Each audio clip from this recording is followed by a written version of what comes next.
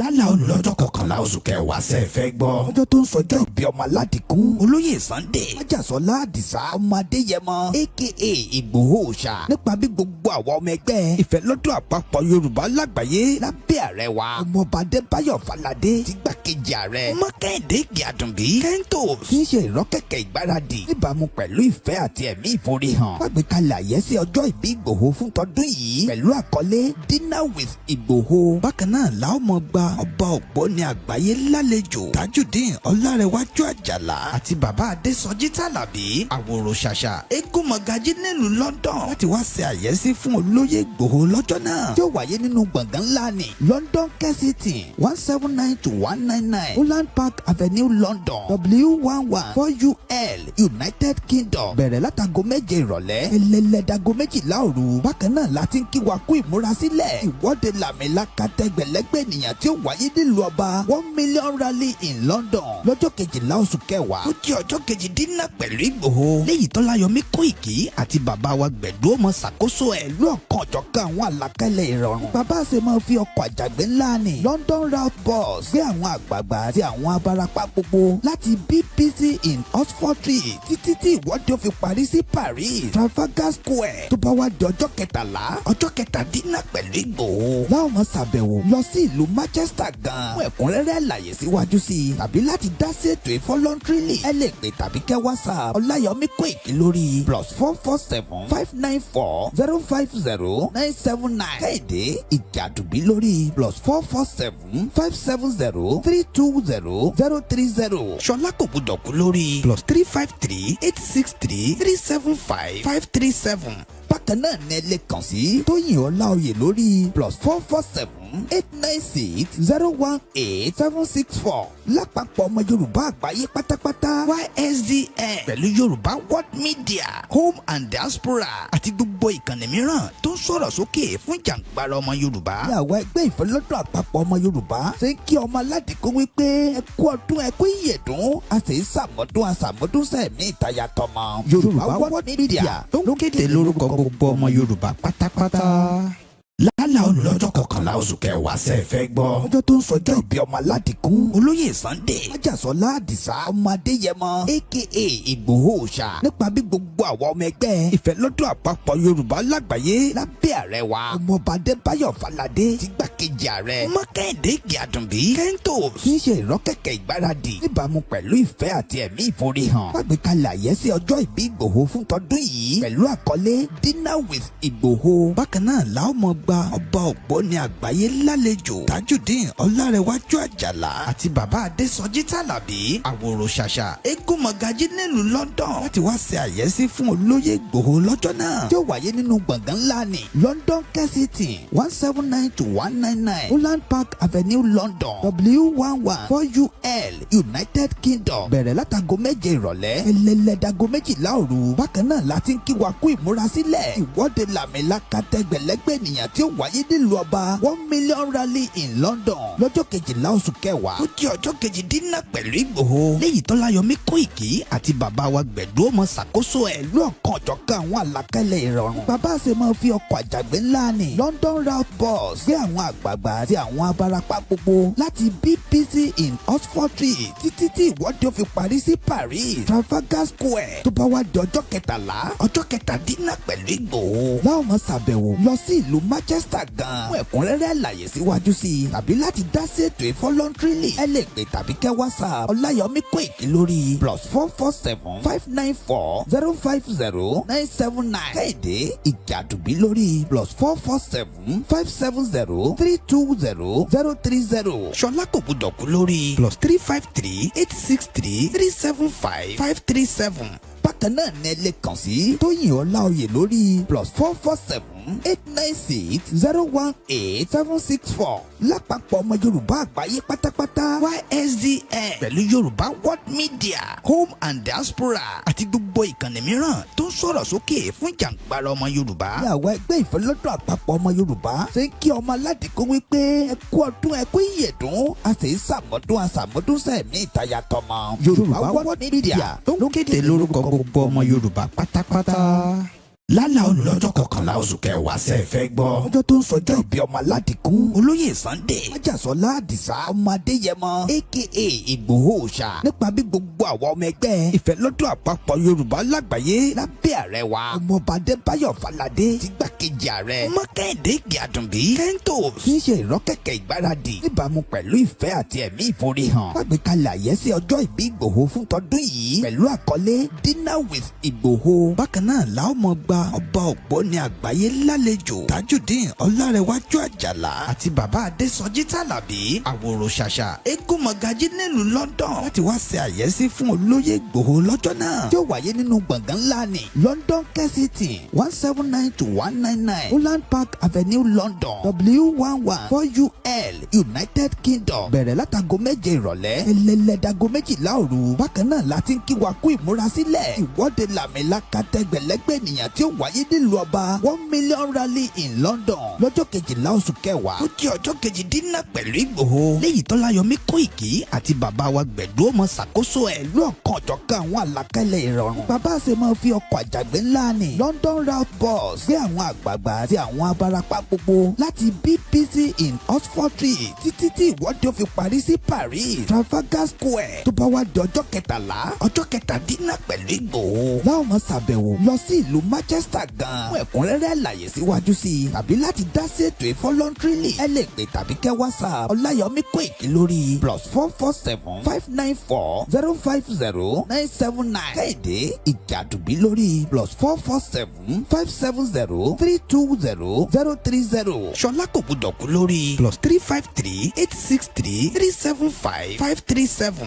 bákan náà ní ẹ lè kàn sí Tóyìn Ọláoyè lórí +447 896 018 764 lápapọ̀ ọmọ Yorùbá àgbáyé pátápátá YSDN pẹ̀lú Yorùbá World Media Home and Diaspora àti gbogbo ìkànnì mìíràn tó ń sọ̀rọ̀ sókè fún ìjàǹgbara ọmọ Yorùbá. ní àwọn ẹgbẹ́ ìfẹ́lọ́dún àpapọ̀ ọmọ Yorùbá ṣe ń kí ọmọ aládìkú wípé ẹ kú ọdún ẹ kú ìyèdún a sì ń sàmọ́dún sẹ́ẹ̀mí ìtayà tọmọ. Yorùbá World Media ló kéde lórúkọ gbogbo ọmọ Yorùbá pátápátá.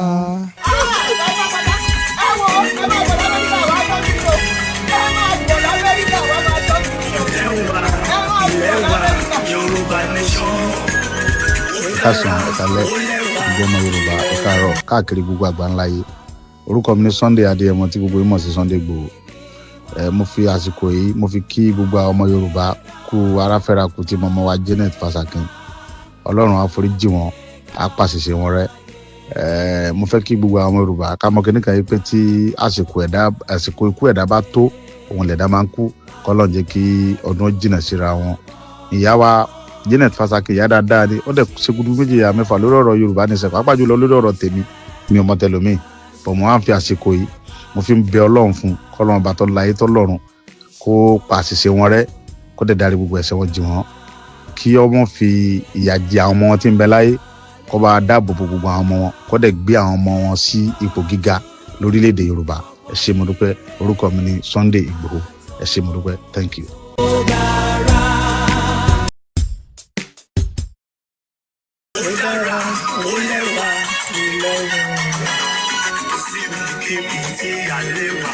Orílẹ̀ ayé tí a lè gbàgbé Yorùbá nation lórúkọ Olúwa ọba tẹ̀lé tọmọtọmọ tọkọtọkọ tayátayá wà Yorùbá ilẹ̀ tí wà ní àwa lóde Yorùbá nation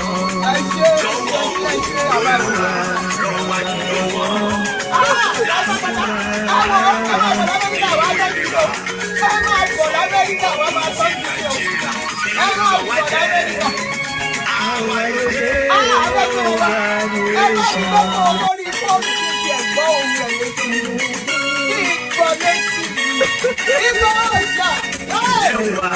Ilẹ̀wà Yorùbá nation ó dára ó lẹ́wà ilẹ̀wà.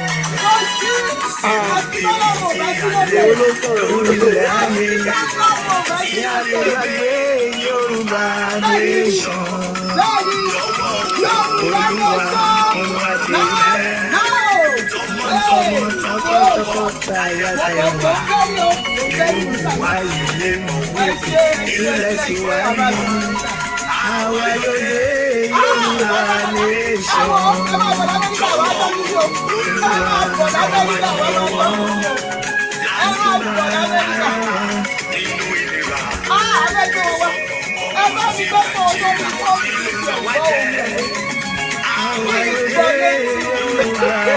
nation. Gbogbo ẹ̀yin ọmọ ọ̀dọ́ tá a jọ ń káàkiri ọ̀dọ́jọ́ ni wá ẹ má jẹ́ kí a fi àyè gba Fúlàní lórí ilẹ̀ àwọn bàbá wa ẹ má jẹ́ ká bú ọba mọ́ ẹ má jẹ́ ká bú jòyè mọ́ nígbà tá a la fẹ́ jà fún àwọn ọ̀rẹ́ wa táwa ń kọ́kọ́ ń bú ọba tá à ń bú jòyè èmi náà ṣe bẹ́ẹ̀ rí bọ́ mo pera mi padà ẹ má jẹ́ ká bú àgbààgbà kankan mọ́ ẹ má bolóṣèlú kankan ẹ̀rù kálukú ń bẹ̀rù wọn ò lè sọ̀rọ̀ ọba ò lè sọ ìjòyè lè sọ ẹ jẹ́ ká ronú ẹ má jẹ́ ká bá àwọn bàbá jà mọ́ ẹ má jẹ́ á bú wọn mọ́ ẹ má jẹ́ á ṣe wọn ra wọn ara pẹ̀lú wọn àwọn àgbà tán bá jó lóṣèlú tá a bá fẹ́ kọ́ wọn rẹ̀ wá lọ́wọ́ á gbé wọn mọ́ra á gbé wọn mọ́ra ni à ní bú wọn mọ́ ẹ má jẹ́ á ṣèjẹ̀gbọ́n ẹ má jẹ́ á dàlúrú a lè gba ẹ̀tọ́ wa láì ṣèjẹ̀gbọ́n a lè gba ẹ̀tọ́ wa láì yìnbọn a lè gba ẹ̀tọ́ wa láì dàlúrú gbogbo protest mo ṣe ní ìlú Nàìjíríà mi ò rí ibi tí mo ti ẹnìkan lè sọ pé mo pààyàn tàbí mo jó nǹkan náà tàbí mo bà nǹkan jẹ́ mo lọ písù torí pé olówó lèmi náà tí ò bá sólówó lára ń dì mọ́ gbogbo nǹkan tọ́lọ́run fún yàn lọ́lọ́run fún mi mi ṣe tálákà tó dé pé mo dìde fúnjà Yorùbá big man ni mi àwọn tó jẹ́ ọ̀rẹ́ mi tó súnmọ́ mi tó ní owó ní kí ni mo wá lọ bẹ̀ pé sọ́wọ́ ni mò ń fẹ́ ni kí n sọ yìí tí mo fẹ́ mo ní ìsọ̀rọ̀ owó àní ọ̀rọ̀ ìran mi ni mò ń sọ kí n wọ Ìgbòho kí n gbéra kí n pé mò ń lọ ọ̀dọ̀ ọba Ìgbòho mò ń lọ ọ̀dọ̀ oníbodè of Ìgbòho kí n kójó wọlé kọ́kàn mi balẹ̀ kí n dá wa mọ́tò kí n mọ́ rìn bọ̀ kí Fúlàní mọ́ dá mi dúró títì kí n délé kí bàbá sọ pé kí n gbé tírélà sùn kí n mọ́ gbé lọ àwọn bàbá wo lè lóko mọ́ n ò lè lóńdò ẹ jẹ́ ká fọwọ́sowọ́pọ̀ ká ti àwọn bàbá wa lẹ́yìn ká dá security ti wa lẹ̀ ká sọ fún wọn kí wọ́n bá wa fọwọ́ tì í ká lé wọn kó nu oko wa ẹ ṣé mo dúpẹ́ Jésù Olúwa wa. Koiki Media, we're bringing the world closer to your doorstep.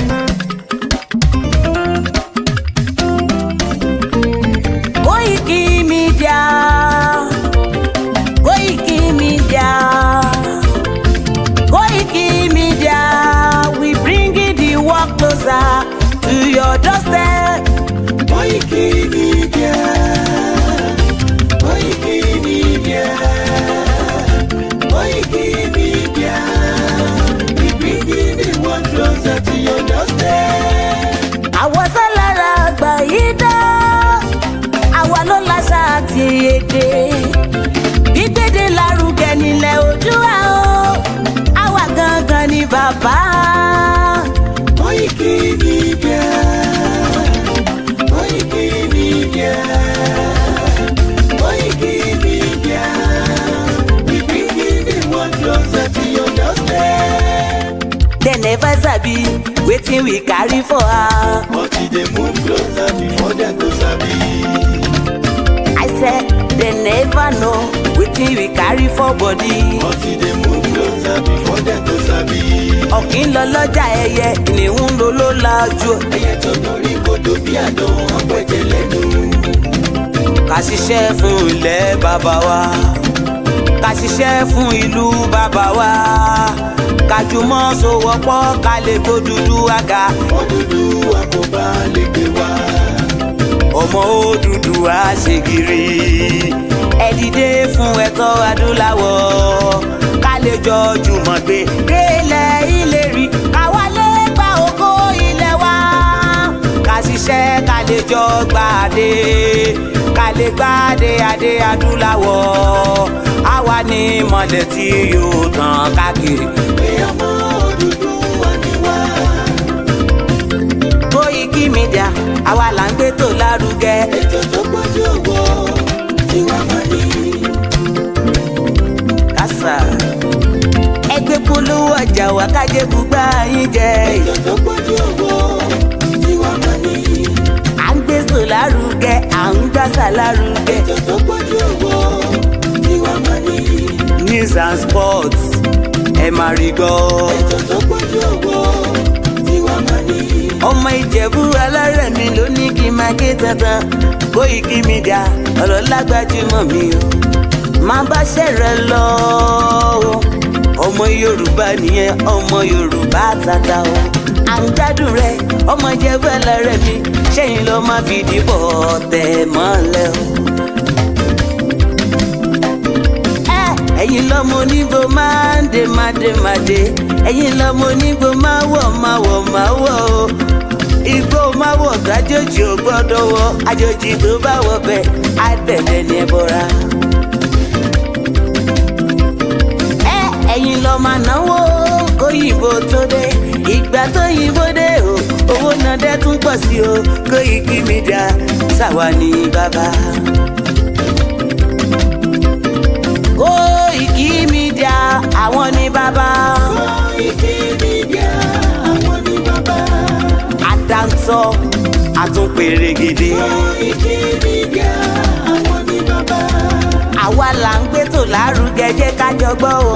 Koiki Media àwọn ní bàbá. Àtúnjà fẹ́tọ̀ ilẹ̀ wa, fẹ́tọ̀ ilẹ̀ Yorùbá. Koiki Media àwọn ní bàbá. Ọmọ Òdùwà ni wá o, tọkàntọkàn. Koiki Media àwọn ní bàbá.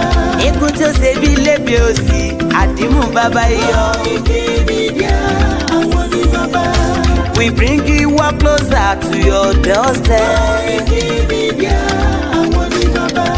Afẹ́fẹ́ tó ń fẹ́ o tó ń kan gígo lára ni. Koiki Media àwọn ní bàbá. Àpèrègèdè Olódùmarè ló fún wa ṣe. Koiki Media àwọn ní bàbá. Gbogbo ayé ẹ gbọ́, àwa ní bàbá o. Koiki Media àwọn ní bàbá. Ẹ máa bọ̀ wá ẹgbẹ́ polówó ọjà yín wá o. Koiki Media àwọn ní bàbá. Òdúdúwà la gbé dání, òtítọ́ la gbé dání. Koiki Media àwọn ní bàbá. A kì í sọ̀dálẹ̀, a kì í sódìkẹta. Koiki Media àwọn ní bàbá. Àdúró tán, a tún pèrègèdè. Koiki Media àwọn ní bàbá. Koiki Media we bring you up closer to your doorstep. Àwọn ní bàbá. Koiki Media is around. To give us latest. Is around o. Give us latest. Ladies and gentlemen, Ẹ mú kalẹ̀ sílẹ̀, ẹ tẹ́tí ẹ gbọ́ ètò tó kojú gbogbo. ladies and gentlemen, Ẹ mú kalẹ̀ sílẹ̀, ẹ tẹ́tí ẹ gbọ́ ètò tó kojú gbogbo. Koiki Media is around. To give us latest. Koiki.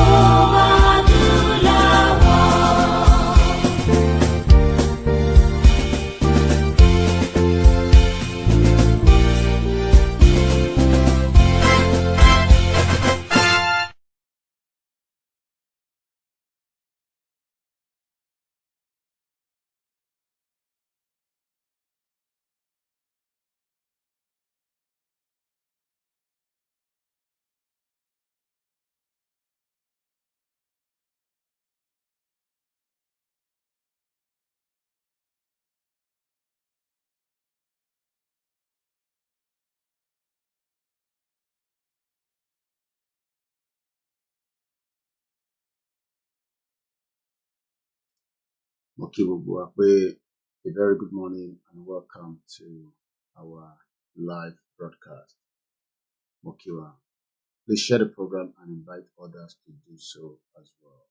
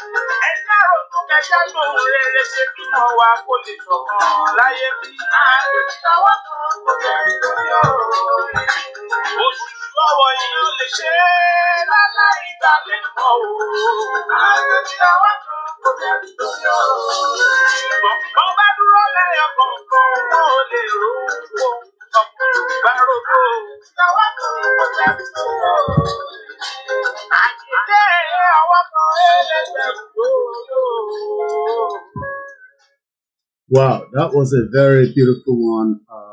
Modupelowo Abanise is an artist, one of the Yoruba artists back in the country known as Nigeria. Olukaluku ló ní what to add to the value of what we are doing.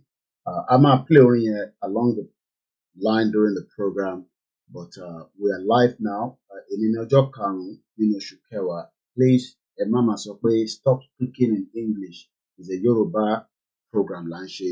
I am communicating to the international community, and next week is a very, very important one to showcase the beauty of the Yoruba people to the world, especially from the United Kingdom where things will hit the street. This time next week, some of us will be preparing to go to bed so that we can wake up after a long dinner. From what I've been told, nìkan tí wọ́n ṣe ń sọ fún mi nínú meeting tí a ṣe lánàá, mo máa kí gbogbo wa ẹ jẹ́ ká wọnú program because we're not joking here.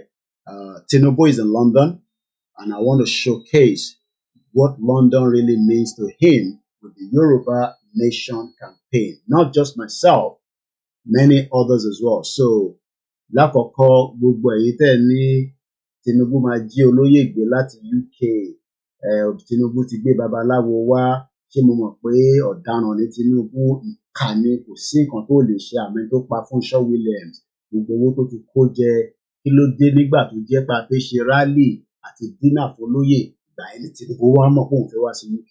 Don't get yourself hype up. Ibà yóò kì í ṣe Nàìjíríà. This is United Kingdom. Ọlọ́run ló ní ìṣọ́, àmọ́ ẹ jẹ́ kí n fi tó gbogbo wa létí pé kò sí bí Tinubu ṣe fẹ́ jí olóyè gbé nínú UK. Ìyẹn lákọ̀ọ́kọ́ ẹ rule it out. It has been done before. It has been done before, but it was not successful. And sometimes history could replay itself. So I'm not going to sit here and make it look like nothing is impossible. There's no doubt about it. Kò sí tó possible. But in táwa gbàgbọ́ ni pé Ọlọ́run tí gbogbo wa gbé dání tá à ń pè kò ń ṣe alábòsí. Ó dẹ̀ mọ ìdí tí gbogbo wa ṣe ń sọ pé a fẹ́ Nàìjíríà mọ́. It's not because of anything, it's because Nigeria has created a lot of pain. Pain tó pọ̀ jù. Lóòótọ́, a lè blame Ọlọ́run for joining that madness. Tó ṣe fún àwọn Britain lágbára, I don't know. I've still tried to figure out pé if we were warriors, bá ṣe gbọ́ nínú ìtàn, báwo ni Britain ṣe conquer wa? That is a different story and a different discussion for another day. But sometimes we should pound on that. Báwo ni Britain ṣe conquer wa? And not just us, many other places. So ohun Ọlọ́run, ohun Elédùmarè ló jẹ́ kó rí bẹ́ẹ̀. But this time around, everything will change. The fact that Tinubu is in London, I don't give a toss. But I know a lot of you are concerned that olóyè Tinubu máa jí gbé, á wá gbé lọ sí Nàìjíríà. Are you serious? Níbo lẹ rò pé wà? I mean, even Benin tó jẹ́ a small country in the world, Buhari could not take olóyè back to Nigeria. He tried, but he failed. Ó dà pé ẹ̀gbọ́n kan tí mò ń sọ. Because I get calls and I've spoken to CSI, he's receiving multiple calls and Sholako Bodoku, many of the people that I want any numbers one, every calls, every bother were too much. And I'm using the word bother us too much. When you should be praying that the events are facing next week, kí a rí àṣeyọrí ká lè deliver. Not that òun ló máa fún wa ní Yoruba nation, but it will also help the movement. And since the diaspora ló fi náwó, ẹ̀yin tẹ́ wà nílé, I don't want to go back to the conversation. Ẹ ní láti wà hype up. Ẹ̀yin kọ́ lẹ fi náwó, ẹ̀yin dẹ̀ kọ́ lẹ fi nára. Èyí tẹ́yin máa ṣe, ẹ̀yin ni kẹ́yin lọ máa múra sílẹ̀kùn. Èyí táwa lè ṣe as a diaspora, the Yoruba, let me put it this way, the Nigerian Yorubas tó ń gbé ní Europe àti ní America, mo kí Alhaji Nurudeen. He has confirmed that he will be arriving. I will not tell you exactly when, but he will arrive before the dinner from the United States of America. That shows that people are not joking. You know what it costs to travel, leave their personal business, their private business, their employers, and say, look, I'm going to be in London. And I'm sure that somebody will ask you, what are you going to do in London? I'm going for a man called Dr. Chief Sunday Igboho on behalf of Professor ADEBANJI Akintoye that called me again yesterday, working tirelessly. And I remember when I was having conversation with Baba Lano, when he spoke to me, mo ní bàbá, ẹ̀yin náà lẹ ní a máa ṣiṣẹ́ ìjú wa máa gbóná. Wọ́n ní bẹ́ẹ̀ ni, wọ́n ní bí bàbá Awólọ́wọ̀ náà ṣe sọ nìyẹn. Because tí bàbá Awólọ́wọ̀ náà bá fọwọ́ pọ̀ tó fold handed, àwọn Britain already láti jẹ́ kẹ́ni kankan lọ. They are one of the wicked people that created the monster called Nigeria. And it is our duty to break it. I'm trying to not make you look like, you just shut up. It will break, okay? It might break.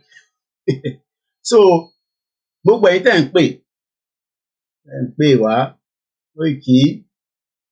Look, whether Tinubu planned his journey with our journey, I don't know. Bí a ifá tó dá fún ni pé ṣá wà ní London, olóyè bá ti wà ní London, I don't know, because I know that Tinubu has a lot of babaláwo tó ń lò. Ọmọ Yorùbá gidi ni.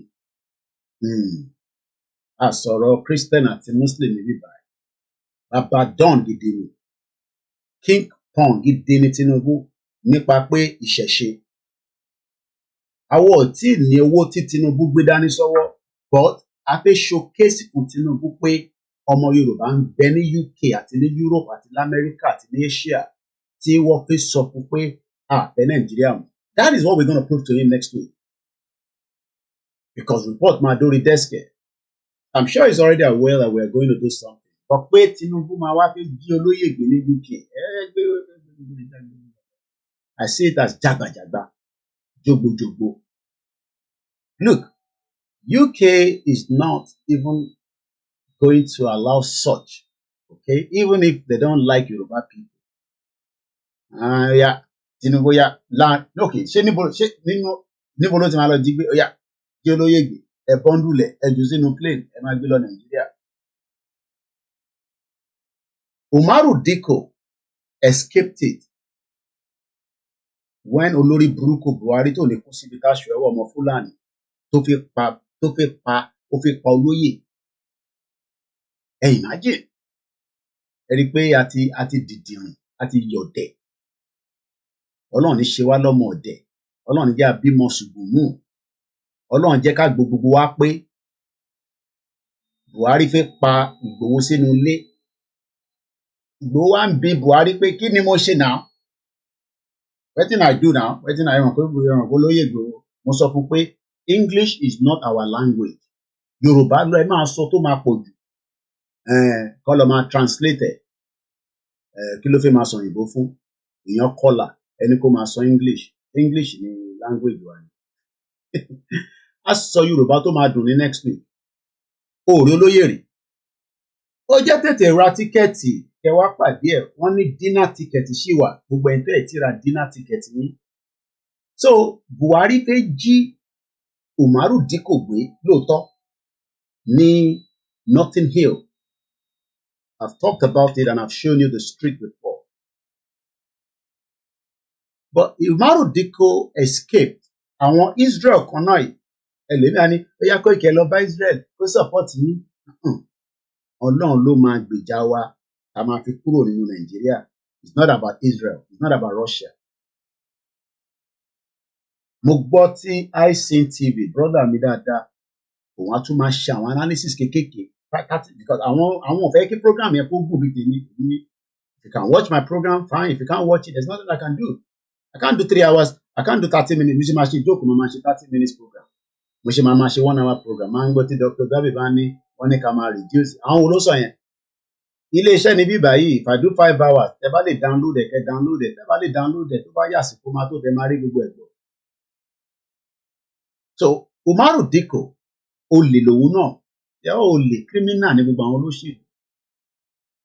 Bomb bastard like I always call them. Olè ni wọ́n. Ẹ sọ pé olè ajíbolè. Tọ́ba ti wá ní owó bíi Tinubu olè ní Tinubu náà ẹni Koiki ló sọ bẹ́ẹ̀. Bomb bastard olè 419. Tọ́ba ti wá jí owó àwọn àwa máa wá bọ́ ṣe máa pààyàn.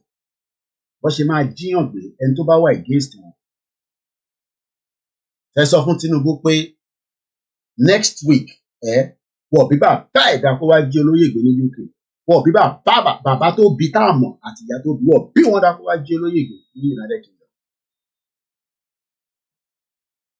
Ẹ jẹ́ ìdè mọ́bẹ̀ ẹ ṣe máa wá jí olóyè gbé. Ṣé èyí tẹ̀ ń wọ́rì yẹn ẹ wọ́rì nípa nǹkan míì. Ají olóyè gbé irújàgbá. Àní Umaru Dikko gan tí ó jẹ́ olè tó jí owó tó sá lọ, Buhari sọ fáwọn Israel àwọn Mossad kò sí nǹkan táwọn èèyàn lè ṣe o, they are deadly, kò sí nǹkan táwọn lè ṣe, we know that. But ẹ rò pé àwọn onílẹ̀ Yorùbá náà sùn. Ẹ sì fẹ́ mọ bí olóyè ṣe escape nínú ilé àbí ẹ lọ máa bí torí tẹ fi máa bí láwọn ìbéèrè òfò ẹ̀yin journalist burúkú tí kò ní da fún yín tẹ̀ ní ṣoríire. Níbo lágbára ògùn ẹ̀ wà? Níbi kílẹ̀ ṣe tẹ́ fi sá kúrò nílé, kílẹ̀ ṣe tẹ́ fi jáde nílé. Bomb bastard. Àwọn bàbá òfò, àwọn ìyá òfò, àwọn olùṣọ́ lórí burúkú ẹ̀yin tẹ̀ ní ṣoríire. Ẹ máa béèrè ìbéèrè pé ẹ ṣáà fi jẹ́ kó sọ̀rọ̀ kálí kó lè sọ bí tí gbogbo nǹkan àbí. Àwa ti sọ di movie, a sọ di Kúnlé Afọláyan mainframe.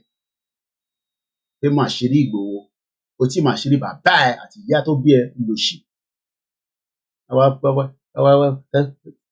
Wọ́n máa bypass wọ́n mọ̀ pé mi ò ní gbà fún wọn fún àwọn interview òfò, àwọn interview jàgbàjàgbà.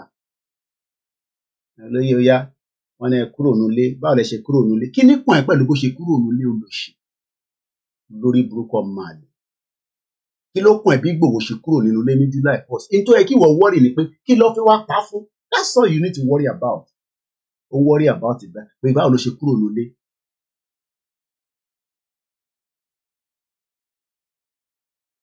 So gbogbo ẹ̀yin tẹ́ ń pè wá pé Jagaban wà ní UK, Jagaban gan lálàáfíà, Ọlọ́run fún lálàáfíà ni, but ìyẹn ò mean pé kò sí nǹkan tó lè ṣe, kò sí nǹkan tó lè ṣe, kò dàbí pé kó wá náà fi jí olóyè nínú UK. Ó lè máa rò yẹn sí African country, but kò ní ṣe yẹn ní UK now. Mo sọ fún yín pé there is a place and time for everything. Bí Tinubu bá fẹ́ attack olóyè kò ń ṣe nínú UK ló ti máa ṣe yẹn, kò ní ṣe nínú UK. Ó lè ṣe láfíríkà, bọ̀pá wa ní òun máa èmi ò mọ báwọn èèyàn ṣe ń ronú bí abẹ́mi ṣe ń rò ní o, nítorí èmi ti gbé ní UK tipẹ́. Kò wá sí nǹkan tí wọ́n lè ṣe torí pé olórí burúkú Saudi Arabia bomb bastard wọ́n pa aráàlú wọn sínú embassy, ìyẹn ò ń ṣe tuntun. So kò sí nǹkan tó ń bọ̀ ní òkè tílé ọgbà, kò ń ṣe bíi pé kí Ìgbòho kí Tinubu wá jí gbé káwa máa wá Ìgbòho ní UK. Ẹ bá wa wá Ìgbòho ibo ló wà o? Ìgbòho Elédùmarè bí àṣà bàbá má sunkún mọ́. Ẹ̀yin rò pé Ìgbòho ló ń ṣiṣẹ́? Ṣùgbọ́n ẹni ẹ̀ ń sin Ọlọ́run wo lẹ́ ń sìn táyà yín tún já. Ìyẹn mo ṣe máa ń sọ pé sometimes I don't understand, okay, èèyàn ti kírun wákàtí márùn-ún, ẹ ṣàdúrà, ẹ fa yálà tí ìyá àlá, ẹ tó wá ń sọ pé Tinubu lè gbé Ìgbòho. Èyí lẹ́ẹ̀kẹ́ sọ fọ́lọ́run pé tó bá tẹ̀ fi gbé Ìgbòho kó má rí gbé, kàkà kó gbé Ìgbòho ni kó gbé rẹ̀ kó gbé rẹ̀ kó má sọ nǹkan mìíràn ṣẹ́nu kò díẹ̀díẹ̀. Tinubu ò fò ó. Ṣé ẹ rò pé Tinubu nífẹ̀ẹ́ yín ni? Ó nífẹ̀ẹ́ yín nìyà ń jẹ gbogbo yín nínú Nàìjíríà. Ìgbòho wá fẹ́ pariwo fún yín ní UK pé Tinubu tó okòwò sétí etí ń dùn ẹ̀, ṣé ká fàwú yẹn yọ? Ṣé Fúlàní ti kówó sétí ẹ̀? O gbọ́ pé ikú ń pa ọmọ Yorùbá, ìyà ń jẹ wá. Àwa fẹ́ ṣe yẹn ní UK lọ́ní ọ̀sẹ̀ tó ń bọ̀ yìí ni. Wẹ́dà dà, ẹ má lo weather as an advantage. Ẹ wọ támáwẹ̀ ni mo wọ̀ yìí, mo máa ń láìkẹ̀ kára mi kọ́ máa wọ́n, mo lè tán yíta, mo yìí kọ́ láìkẹ̀ ni, ó ní bó ṣe máa ń ṣe lára mi. Mo máa ń wọ ṣòkòtò ẹ̀, máa wọ tọ́pẹ̀, ẹ wọ támáwẹ̀. Wọ́n ní kí n sọ fún yín pé lákọ̀ọ́kọ́ láfi ọ̀rọ̀ Tinubu sílẹ̀ lórí ọ̀rọ̀ Tinubu kan ni. Èyí tó kàn wá ni pé ní ọ̀sẹ̀ tó ń bọ̀ láti wà ní countdown, èyí níjọ́ Saturday, Sunday, Monday, Tuesday, Wednesday, Thursday, Friday. Ṣé rí Friday yẹn £100 kò ní tán nínú owó tá a bá máa ná. ẹni tó ẹ gbọ́dọ̀ wà ní UK now for 30 years 20 years àwa sọ pé a fẹ́ gbé akọni ilẹ̀ Yorùbá tí Fúlàní fẹ́ pa àwa fẹ́ celebrate ẹ wà ara nínà ticket. Mo mọ̀ pé bùkátà pọ̀ send owó síyàn nílé máa sanwó gas sanwó bíi ìbọn kò ń ṣe bíi pé ká má rí £100 àwa fi tọ́ olóyè jẹun èyí tó máa wà nínú ìtàn. Ẹlòmíì rò pé àníbá Yorùbá nation ẹlòmíì rò pé bí ẹ ń gbọ́n kan táwọn bomb blaster tó kù sọ àwọn ti gba country Yorùbá nation máa wáyé máa wáyé. So gbogbo ẹni tí tó bá rò lọ́kàn pé ó wọ̀tẹ̀ pé káwọn jọ wà nínú environment kan tó kọ̀rọ̀ máa wà kúzì ni kápọ̀ jókòó àwọn kọmitì ti gbìyànjú tí wọ́n ìgbẹ́ tó kù sí kọ́lọ̀ má tú àṣírí torí ẹlòmíì nísìn àṣírí pé kó má possible kí nǹkan kan kó má go right olùgbèrè yín tẹ̀ ń dúró dẹ̀ ẹ̀yìn olùṣe. á dẹ̀ máa bá yín fa tó tán lẹ̀ mọ́ lèmi ni bàbá mídíà tó máa dúró ti gbogbo yín ẹ̀ ní kúre bomb blaster èmi ni máa dúró ti gbogbo yín nílùú yìí àtẹ̀yìntẹ̀wá Nàìjíríà. Àdúrà tẹ̀yìn ń gbà ní pé kí mishap kó ṣẹlẹ̀ àbí kí nǹkan kan kó go wrong ibi tẹ́yìn dúró dé ibi tẹ́yìn ní gbogbo tó ń lọ ní Nàìjíríà tí Yorùbá ń pariwo para ní wá ibi tẹ́yìn dúró dé ni pé kí nǹkan kan kó go wrong ní next week àbí ẹ̀yin olóṣì olórí burúkú èpè ní máa fún gbogbo ètò láti sí títí di next week. Àwa náà dúró ní ọ̀la yìí tílẹ̀ máa mọ́ máa pe babaláwo mi wọ́n gbé fájáde kò ní dá fún gbogbo yẹn ní ṣoríire gbogbo tó bá gbà létùtù la máa ṣe a lè má ní owó bíi Tinubu àwa náà máa gbé a máa rúbọ ẹbọ next week yẹn mo máa ní kọ́ ru bí ìbá lówó yẹn easy lọ gbówó jáde máa sọ cost fún ẹ kò ń ṣe tó máa ń pọ̀ lápọ̀ pẹran ni apẹran sóògùn Ògún máa pa gbogbo yẹn tó bá gbé ọwọ́ kọ́wọ́ ní next week Saturday sí Friday Ògún máa wọlé pààyàn ni ní ti máa sọ fún wọn nìyẹn ní ti máa sọ fún wọn ni kí Ògún lọ ṣiṣẹ́ kó pa gbogbo yín dànù ẹni ṣòro ni bomb blaster ẹrù máa ń ṣeré ni tó bílẹ̀ bá mọ̀ máa sọ fún babaláwo mi kọ́ gbé fájáde pé next week yẹn kò sí nǹkan kan gbọ́dọ̀ ṣẹlẹ̀ next week a máa ta tán ni màá wá ṣe wá pe àwọn ìyá aládùúrà màá ní káwọn yẹn wọnú àwẹ̀ lọ bẹ̀rẹ̀ sí bá wa gbàwẹ̀ gbàwẹ̀ 3 days ríbíríbí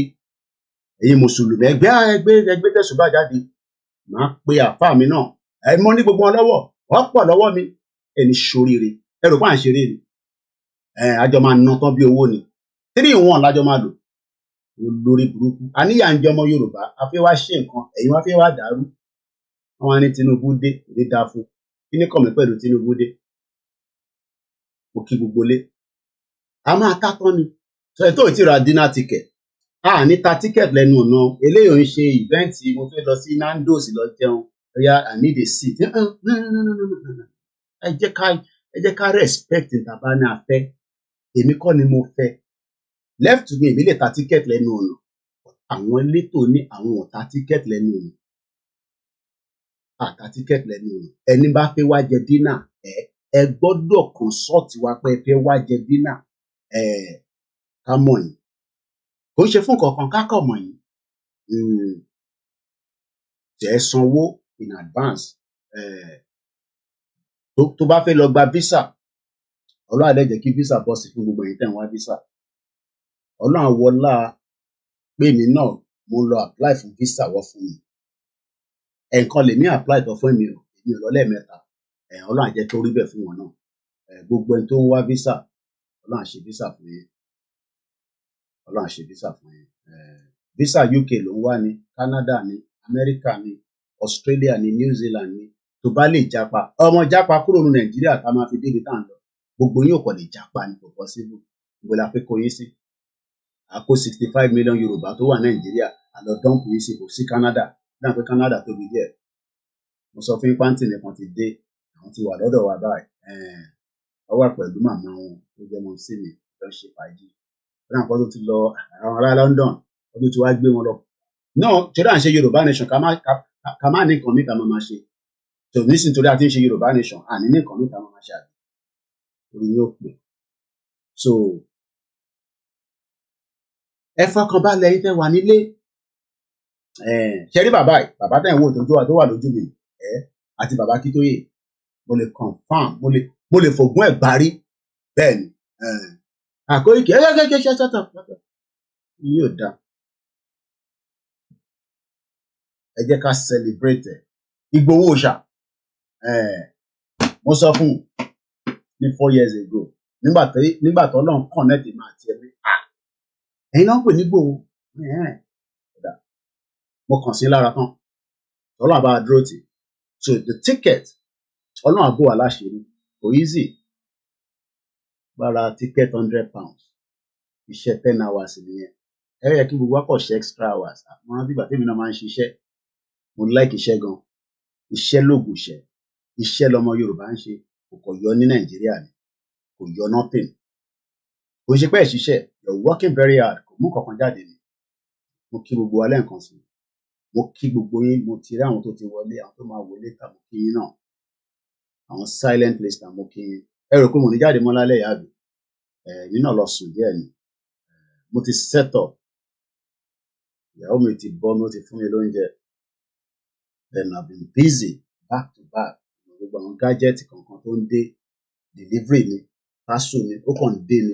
Inú ilé mi gan-an ó busy pa. Àwọn tó dá kóòdù yìí mọ̀. Ẹ bá ti rí báyìí lórí delivery lójoojúmọ́ kò easy. Wọ́n bá wá ń lé parcel méjì ní sí wọn bá ní lé, so mo expect ẹ̀ kó dé láàárọ̀ la àbí kí n lọ collect ní local post office. The post office ti ń ṣiṣẹ́. So dinner, I was in the meeting with the committee last night for over 3 hours. Mo kí gbogbo àwọn elétò, ẹ̀yin ò mọ̀ wọ́n bọ́ Ọlọ́run mọ̀ wọ́n. Ìyá wa kan àwọn ọmọ bọ́ ṣe ń Ọlọ́run dá ọmọ Yorùbá good. Tí àyàn bá ń ka minute of the meeting, ìyá mi Àbíkẹ́ kí pẹ̀lú ìyá dáadáa, orí mi á máa wú. Ẹ wo brain. Ìyá àyàn kì í miss anything. Tó bá ní ó yá, mọ́mí Akí pẹ̀lú ẹ fún wa ní the minute of the last meeting. Ṣé dáadẹ́ wàá máa sọ̀rọ̀ bí àtẹ́yẹ pé meeting ni a ṣe bẹ̀rẹ̀ ni, meeting tá a ṣe ní last week. Details, that is the brain power of ọmọ Yorùbá. Ìyẹn ni Britain ń rí tó fi kó bá ara wọn tó ń ṣàwà. Wicked country. Bó ṣe dá tó, they are wicked to the Yoruba people. I have lived with them for 25 years. 1998 ni mo wọ̀ lóyè. Wọ́n nífẹ̀ẹ́ Yorùbá rárá. I'm talking about not their citizen. I'm talking about the whole country. Pẹ̀lú King Charles. Wọ́n nífẹ̀ẹ́ Yorùbá. Koiki Tinubu máa lọ bá King Charles kí ni kàn wá nígbà tá a bá fọ́ gbogbo ẹ̀ ní yánmayànmá. King Charles gan mọ̀ pé òun ti ń dúró kẹ́ ṣe báyìí tẹ́lẹ̀. Wọ́n ti sọ fóun, wọ́n ti dífá fóun náà. Ẹ̀mọ̀ kan dífá fún King Charles náà. Ọmọdé ò mọ̀ wọ́n pè lẹ́fọ̀ọ́. Òyìnbó sọ̀rọ̀ pé kò ní babaláwo tiẹ̀. Èmi ò fọ́ọ̀sì babaláwo lé ẹ lórí o. Bí wọ́n ṣe ní pásítọ̀ tiẹ̀ lèmi náà ní babaláwo. Bí wọ́n ṣe tún wá ní babaláwo èmi tún wá ní pásítọ̀. Bó ṣe ní pásítọ̀ èmi tún wá ní àáfàá. Mẹ́tẹ̀ẹ̀ta lèmi control. Ọlọ́run dẹ̀ fún mi ṣe pẹ̀lú wọn. Àwọn orúmọlẹ̀. Mo kí Ọọ̀ni of Ifẹ̀. Bàbá àgbàlagbà. Mo mọ̀ pé ti wọnú ibì kan lọ ká tó ṣọ lọ́jọ́ festival. Gbogbo tẹ́lẹ̀dùmarè fi wọ̀nyí. Ẹ̀yin ò ní sọ fún wa, bọ̀dà wa mọ ibi tó máa dé. Yorùbá máa kúrò ní Nàìjíríà. Ó máa dìjà ni kò ní dìjà ni a máa kúrò. Ẹ gbọ́, Juliet ní òun ṣẹ̀ ṣe tán. I just closing from work ní tòtú. Iṣẹ́ là ń ṣe lábẹ́ ọ̀dọ̀. So if you are privileged, kò ń ṣe gbogbo èèyàn ló máa lè make it. Not everybody can make it for the dinner. We understand. Not everybody. But if you can make it, I'm told that there's still, few tickets available. We can still accommodate. Ta ló fẹ́ ra ticket lọ́wọ́ mi lálẹ́? Ẹ jẹ́ kí n kọ́kọ́ start with that. Who has not bought their ticket and think that Koiki kò ń ṣàyìn tẹ́ ẹ̀ ní visa o. Má pè mí pé Koiki mo fẹ́ wá sí UK tí tó dẹ̀ mọ̀ kó ní visa. Tó bá ní visa, yes. Ọba Ògbóni máa dé láti Nàìjíríà. Ta ló tún bọ̀ láti Nàìjíríà? Wọ́n ní kí n má sọ gbogbo ẹ̀ fún yín. But few people will be traveling from Nigeria. While few will travel within the surroundings of the M25, the Kent. Ẹ̀yin tẹ́ ń béèrè pé Koiki ṣé parking wà? Ṣé wọ́n pé àwa a lè wọ bus bí wọ́n ṣe ń wọ bus àgbàlagbà ni wá? There is parking within the surroundings. Gbogbo ọ̀rọ̀ parking yẹn, ẹ̀yin tó bá ní visa ẹ má bọ́dà, gbogbo ìtókò ẹ máa wò lórí Koiki Media àti Yorùbá World Media. So if you are still interested to attend the dinner that is happening next week, by this time next week Friday, boom, the dinner is done. We are looking forward to the rally. Because this time next week, Igboho should be sleeping. I don't know whether I'll be sleeping. I'll be too excited. But I will need a lot of rest by Saturday morning. And I'm grateful to the Metropolitan Police. But I'm going to come back to that because I've received communique from them yesterday. And I've spoken to the officer.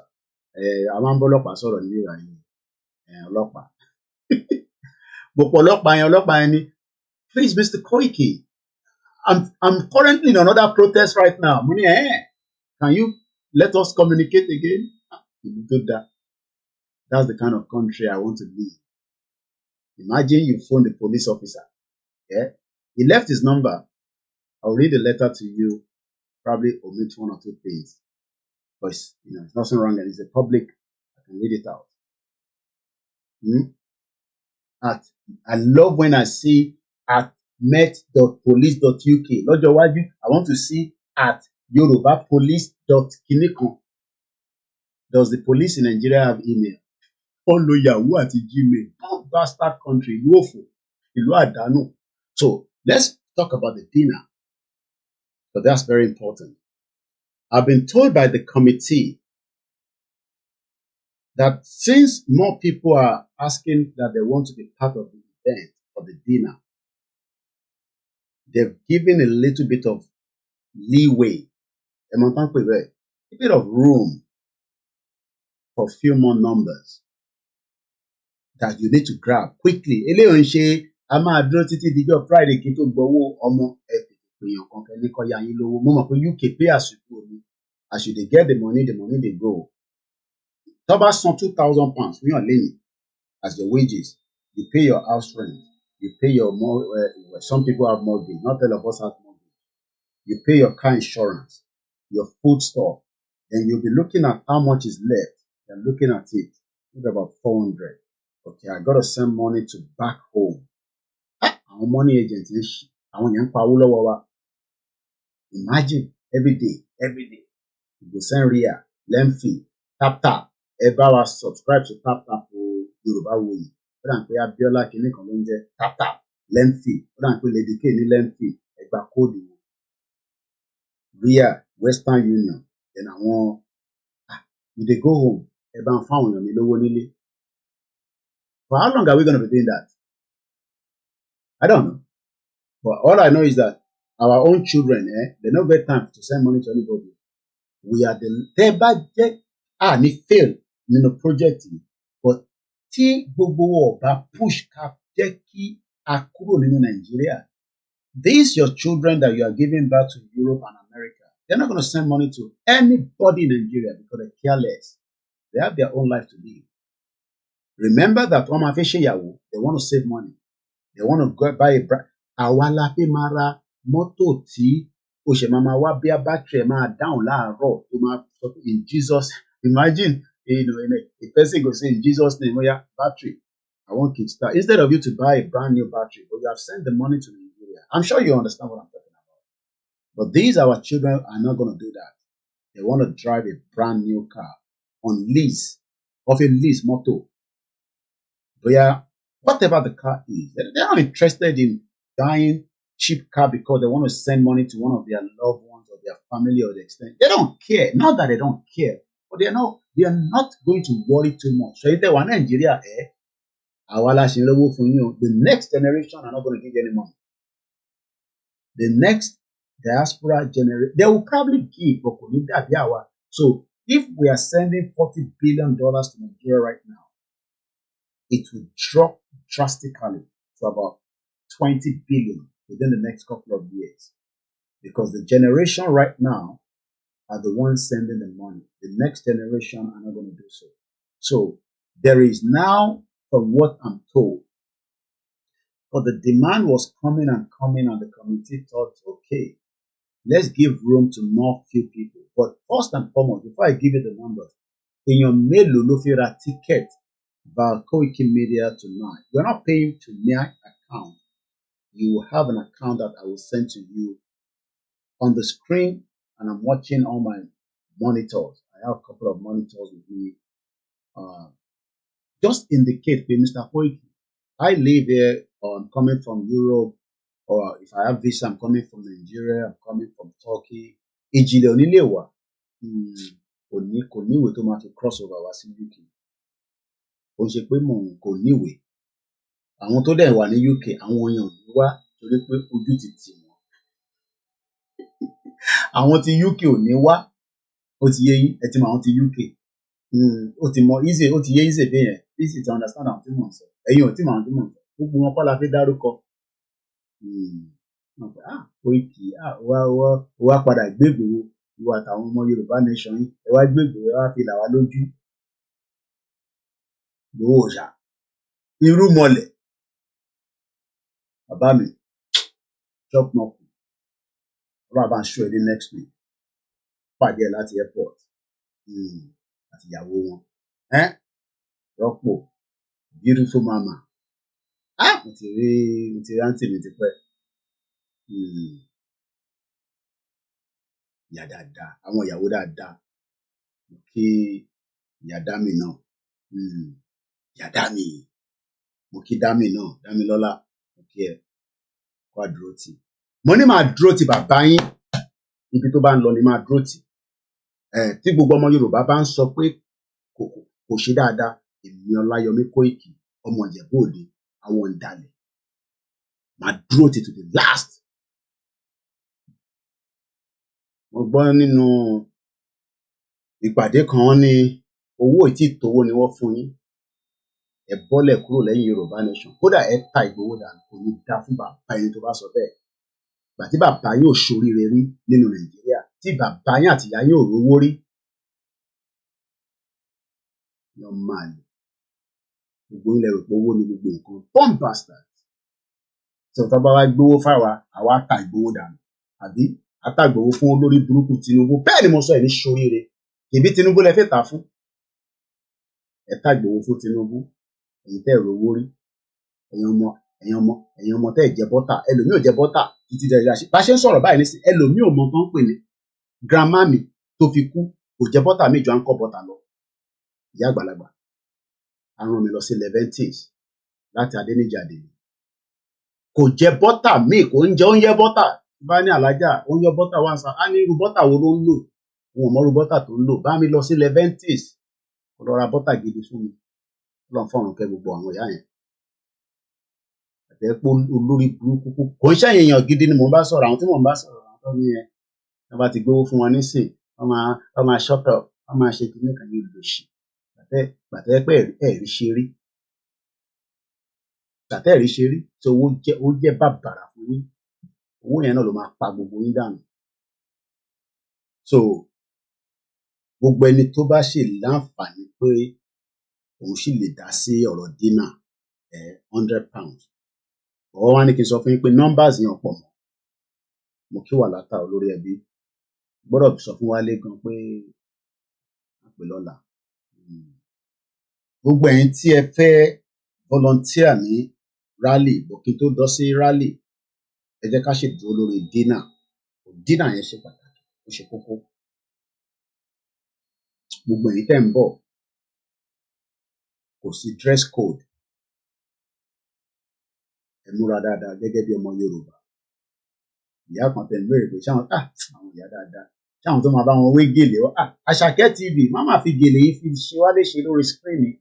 Dàṣàkẹ́ ló gèlè kan lánàá gèlè yẹn báyìí pẹ̀lú Prophet Ológunlúwa bí a máa gbé Prophet Ológunlúwa wá kó wá bá wa sọ̀rọ̀ lọ́la àwọn ni leader diaspora ní Amẹ́ríkà ìyá mi Comfort Ológunjà ìyá dáadáa àwọn ti ra bí mọ́mí ò ra tíkẹ́ẹ̀tì gan màá ra tíkẹ́ẹ̀tì tí wọ́n á ń bọ̀ sí lè ra tíkẹ́ẹ̀tì mo ní àwọn 6 ìyá yìí wà lára wọn kọ́lọ̀ bá ń kẹ́ wọn kó bá ń dúró tì wọn kó bá ń ṣe dáadáa fún wọn I think we were about 6 ìlú yìí tó tútù kan bá dé next week is not cold and we pray that the weather will be mild and it was mild this week has been rain back so we pray that Saturday coming next week for our rally it will be bright beautiful so that many people can watch around the world because I know you're all looking forward to it. Easy gan máa gbé kámẹ́rà dání ó máa gbé kámẹ́rà ó máa gbé fóònù mo ti bá ra tripod ó máa ṣiṣẹ́ Easy máa dé London níjọ́ Wednesday àgbọ̀rọ̀ náà Ọlọ́run máa bá ń ṣọdé mo fi padà sọ́dọ̀ ìyá mi Comfort Ológunjà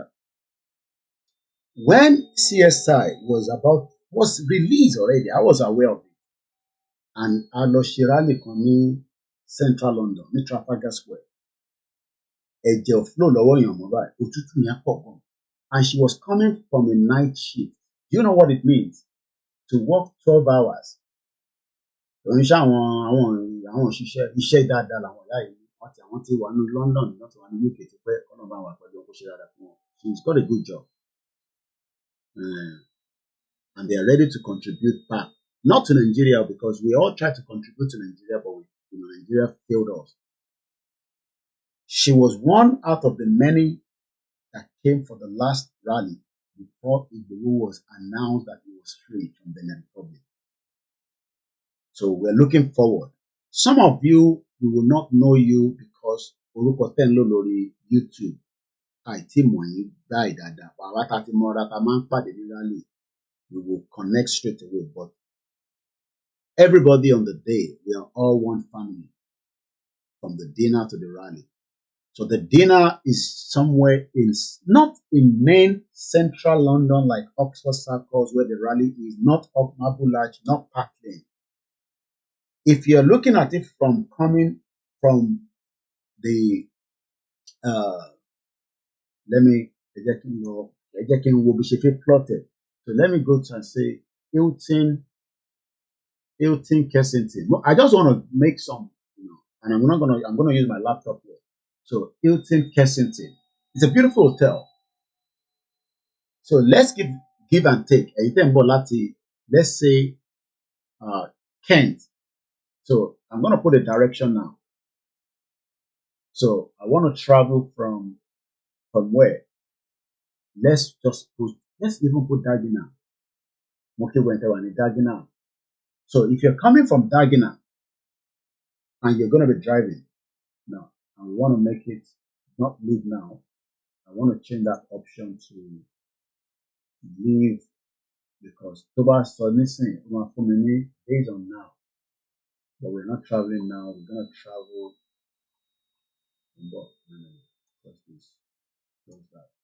So we're going to leave the path at. So I'm going to push it at next week Saturday. Yeah, you can plan a journey. That's the good thing about UK. You can plan your journey ahead. No, Friday rather. Then if your room left for traffic and all that, we want you to arrive early, get into the mood of the reception, mingle with the people that are also yours. We are all one family. Mingle. This is a Yoruba nation. Nigerian politics event. I invite àwọn olóṣèlú kankan kó wá àwa Yorùbá nation. Eléyìí ń ṣe ọ̀rọ̀ ìta ṣe tí wọ́n lọ gbé ó yí àwọn kan tí mò ń sọ ta lọ ṣe tó. No, this one are for Yoruba nation. So if you are thinking that you cannot come because it's for Yoruba nation, sit in your house. Don't buy ticket. This is on behalf of our leader, our father, Professor ADEBANJI Akintoye. The man that loves his people so much that yesterday we spoke twice again because there are some few things that he's communicating with me that he's got to do It's classified, okay? So don't expect me to say this now. But it's got to do with the program. So Mukiba Badada, working tirelessly. So let's assume that you're traveling from Dagina and you want to come to the event on Friday. Let's look at if you're going to drive, it will take 45 minutes minus any kind of traffic. You will drive through Instagram. We're going to go and come back because that is 1 hour already. On the day Instagram will be live as well, we will try as much as possible to carry you along on Instagram on the day of the event. But the most important way to watch it will be on the YouTube and Facebook. So let's assume that we want to travel from Dagenham. You will get onto the Rico Road on the A13 backing from Heatway. Then you will join the A13.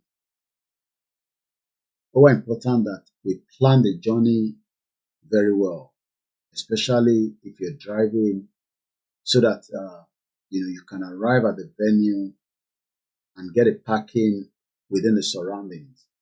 There's a lot of parking around the surrounding, but I will give all the details as much as I can between this weekend. I'll try to go there maybe on Sunday, but tomorrow or this morning I'm going to be busy. You're going to come through A13, then continue on to Tower Hill,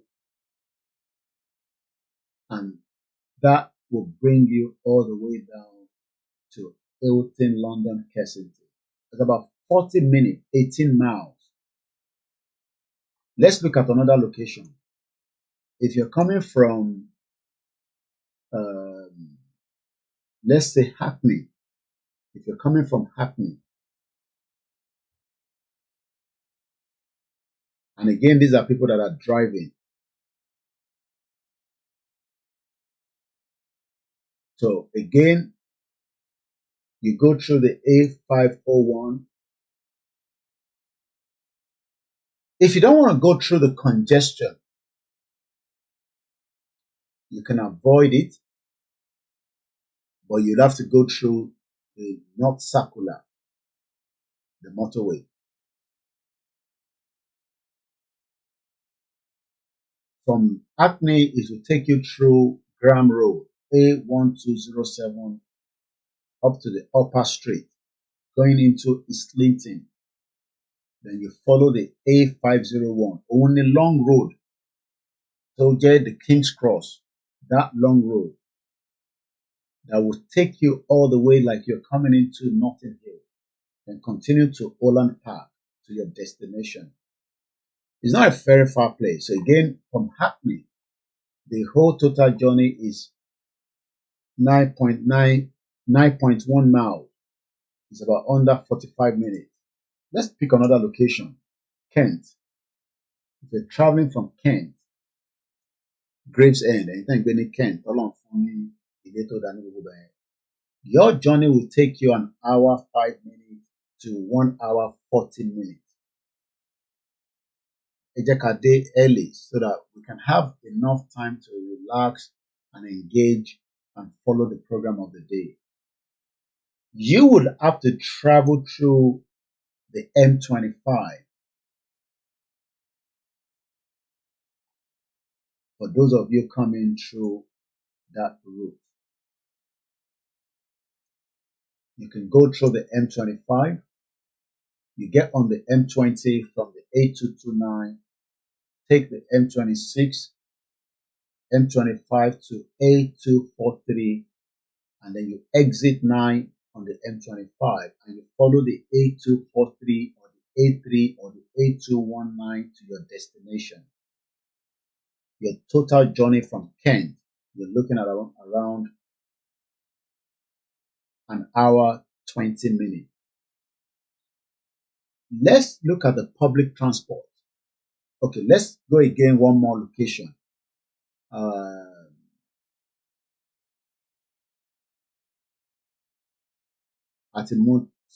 Okay, let's say Old Kent Road. I know we have few Nigerians that are Yoruba living in that axis. Most of them are on land now. she's not driving, you can get the bus 148. Bus 148 takes you, and this is for the dinner, okay?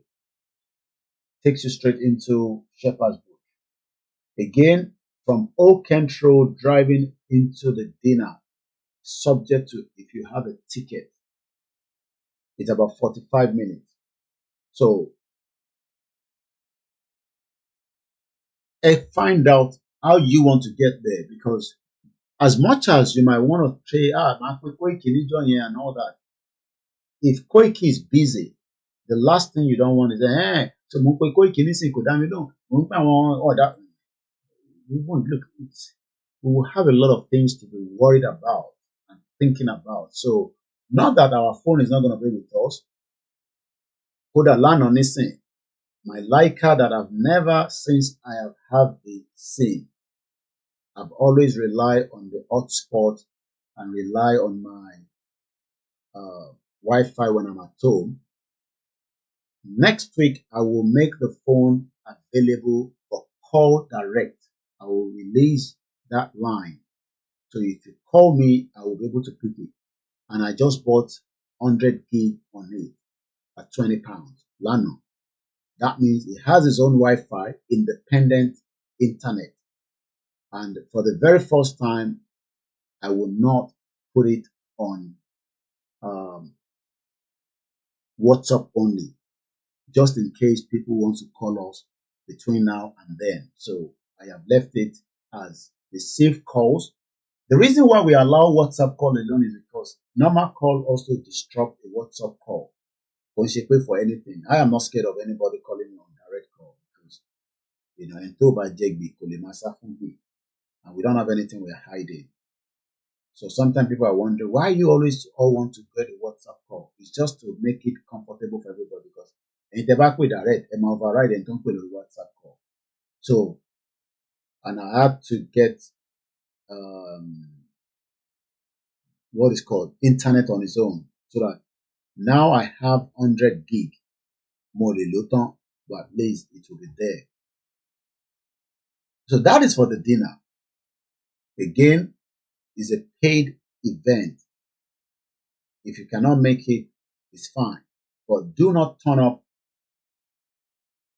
and say, they will not allow you to come in. You will not. So, if you want to see Oloye, it will then be on a Saturday when we move to the next event, which is the rally that has been prepared and planned carefully by all the organizers, including the YSDM that we are grateful to. So the next event after the Saturday dinner, the Friday dinner. The dinner is not Saturday, it's the Friday, which is the Friday the 11th. Next week, Friday, so ticket. We will remind you, I will be sending message to those that bought ticket from me. And this program from now till next week will only focus on the rally and the dinner. Nothing more. We'll probably talk about a bit of Nigeria problem, which can never finish anyway. But next week, Friday, on the dinner. Teba need address, when you can board, public transport, and when the event finish, you will get over back home. You will be able to get home safely. This is not Nigeria. I'm sure you all live here and you understand what I mean. So there is going to be activities. There is going to be, a lot of different things that I don't want to open to many of us tonight.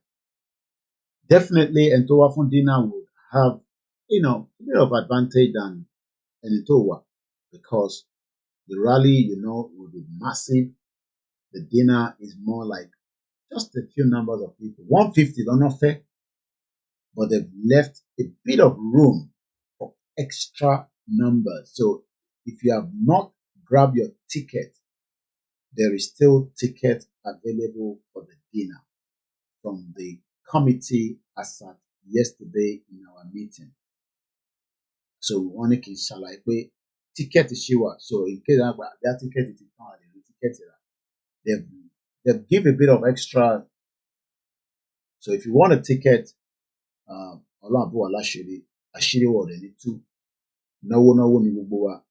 have all contributed and we're still contributing.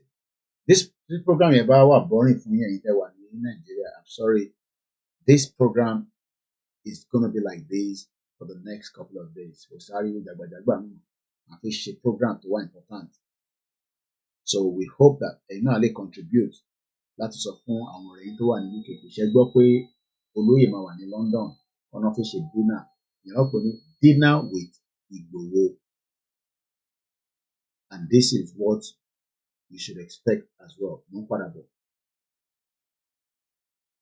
lálà olùlọ́jọ́ kọkànlá oṣù kẹwàá ṣe fẹ́ gbọ́. ọjọ́ tó ń sọjọ́ ìbí ọmọ aládìkún olóyè Sunday májàsọ́lá àdìsá ọmọ adéyẹmọ aka Igboho ṣá nípa bí gbogbo àwọn ọmọ ẹgbẹ́ ìfẹ́ lọ́dọ̀ àpapọ̀ Yorùbá lágbàáyé lábẹ́ ààrẹ wa ọmọọba Adébáyọ̀ Fáládé ti gbákejì ààrẹ ọmọ Kẹ́hìndé Ìgè-Àdùnbí Kentos tí ń ṣe ìrọ́kẹ̀kẹ̀ ìgbáradì níbàámu pẹ̀lú ìfẹ́ àti ẹ̀mí ìforihàn fàgbékalẹ̀ àyẹ́sí ọjọ́ ìbí Ìgbòho fún tọdún yìí pẹ̀lú àkọlé dinner with Ìgbòho. bákan náà làwọn ọmọ gba ọba ògbóni àgbáyé lálejò Tajudeen Ọlárẹ̀wájú Àjàlá àti bàbá Adésọjí Tàlàbí àwòrò ṣàṣà eégún mọ̀gájí nílùú London láti wá ṣe àyẹ́sí fún olóyè Ìgbòho lọ́jọ́ náà tí ó wáyé nínú gbọ̀ngàn ńlá ní London Kensington 179 to 199 Holland Park Avenue London W11 4UL United Kingdom bẹ̀rẹ̀ látago 7 ìrọ̀lẹ́ ẹlẹ́lẹ́dago 12 òru. bákan náà láti ń kí wa kú ìmúrasílẹ̀ ìwọ́de làmìlaka tẹgbẹ̀lẹ́gbẹ̀ ènìyàn tí ó wáyé nílùú ọba 1 million rally in London lọ́jọ́ 12 oṣù kẹwàá ó jẹ́ ọjọ́ kejì dínà pẹ̀lú Ìgbòho léyìí tọ́láyọmí Koiki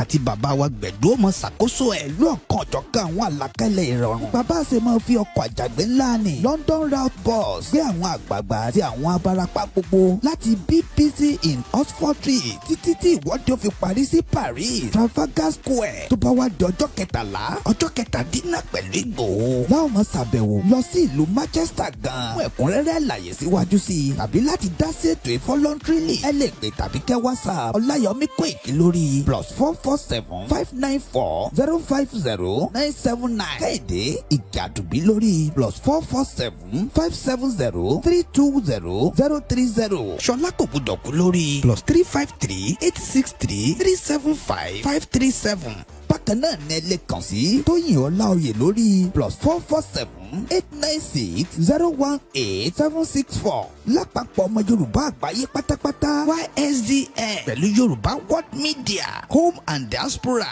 àti gbogbo ìkànnì mìíràn tó ń sọ̀rọ̀ sókè fún ìjàǹgbara ọmọ Yorùbá. ní àwọn ẹgbẹ́ ìfẹ́lọ́dọ̀ àpapọ̀ ọmọ Yorùbá ṣe ń kí ọmọ aládìkún wípé ẹ kú ọdún ẹ kú ìyèdún a sì ń ṣàmọ́dún sẹ́ẹ̀mí ìtayà tọmọ. Yorùbá World Media ló kéde lórúkọ gbogbo ọmọ Yorùbá pátápátá. And welcome back as well. If you're watching on Instagram, you will not see the background of what I'm showing. If you want to see that, you need to join. Good evening, good morning, good afternoon. The platform that you will So for the benefit of those of us that have never been to this part of London, so this is where the hotel is, as you can see from the images behind. It is called the Hilton Kensington. So Tebari bus Yanisi, the bus 94 will be traveling from Piccadilly Circus. That's Akintoye with public transport. It's a Friday. And to with bus lekomawo. Edekowa change batayi. We know we do things in our own country here. This is different from Nigeria. There's a way people go to party in this country. You can go to work and from there make it down to the venue, or you can go back home, but I just want us to plan ahead. So the venue of the hotel is called the Hilton London Kensington. It's a 4-star deluxe, beautiful hotel, all ready for us for next week with the nice food as well. So let's go to their website. So that is what the hotel looks like, where we will be entertaining our father, our uncle, our brother, a philanthropist, and likewise the man of the moment, the one that is going to be representing Akintoye, but we will be celebrating his birthday on Friday next week, inshallah, Lórúkọ Jésù Kristi. What God cannot do does not exist. It's a beautiful hotel, as you can see from the images. London, Hilton Kensington. Beautiful hotel. Easy. Don't worry.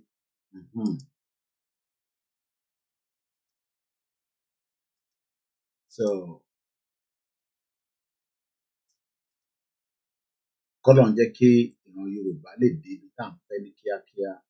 I worked in the hotel for more than 10 years in this country. Gbogbo tẹ́ ń rí banqueting hall yìí, this was one of my main jobs. I do the setup Monday to Friday, and I've done other areas in the hotel industry, from working as a kitchen porter, I graduate, wine waiter, silver service, butler. But the one I love so much is that I love the hospitality industry. It's a big, massive industry that the future of the Yoruba will rely so much on hospitality. And hospitality wa ló dé wa mọ́bi tá wà lẹ́nu tí ó ṣe àkóbá fún wa. We welcome people, and they are now saying that, look, you cannot use Obafemi Awolowo University. It's not yours. What a very sad situation. You know, if you go consider, mine is just a small little light drink, non-alcohol. You know, my top the relax show is all about the D-Day. So looking at this, sometimes I'm like, wow, it's like there's what they call the U shape, the boardroom, then the round table when they have different events. So when we set up like this, we will then prepare the tea, the brisket for the morning arrival. I'm talking about when I was working in the hotel. Then they would have the lunch in the afternoon. So while they're having the lunch, we will tidy up the room where we will refresh new water, cups, biscuits, and all that. I can't wait to have a country where staff will be respected and people will fly in from all over the world. Láti wá sí ilẹ̀ Yorùbá, láti wá wo kí là ń ṣe, kí là ń tà, kí là ń rà. Business-wise, it's a big industry, hospitality industry. Let's look at the GDP. UK hospitality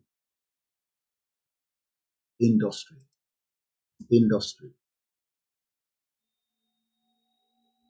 GDP. UK. The hospitality industry in the United Kingdom is largely represented by the country's hotels, pubs, restaurants, and leisure companies, and produce around 4% of the UK GDP. I hope you understand what I've said. Owó tí UK ń pa wọlé fún economy wọn, 4% of it is coming from the hospitality industry. Still very small compared to other countries around the world. Somebody also asked, how much does hospitality contribute to the UK? And this is the figure now. Yoruba tí wọ́n fìyà jẹ yín tí Tinubu ní ẹ máa ṣe bàbá kẹ̀. Ẹ̀mí mọ́lẹ̀ kí n kọjá, when you should be working and earning your own dignity money. Whether you are a plumber in that hotel, whether you are just an electrician in the hotel, whether you are just a room service. I did night shift in London Bridge Hotel. What I do is that, so what we do is we prepare, light meal for the guests. They will call the kitchen. So, hello, room 102, or sometimes they will call through the reception and they'll give their room number. They will say they want club sandwich.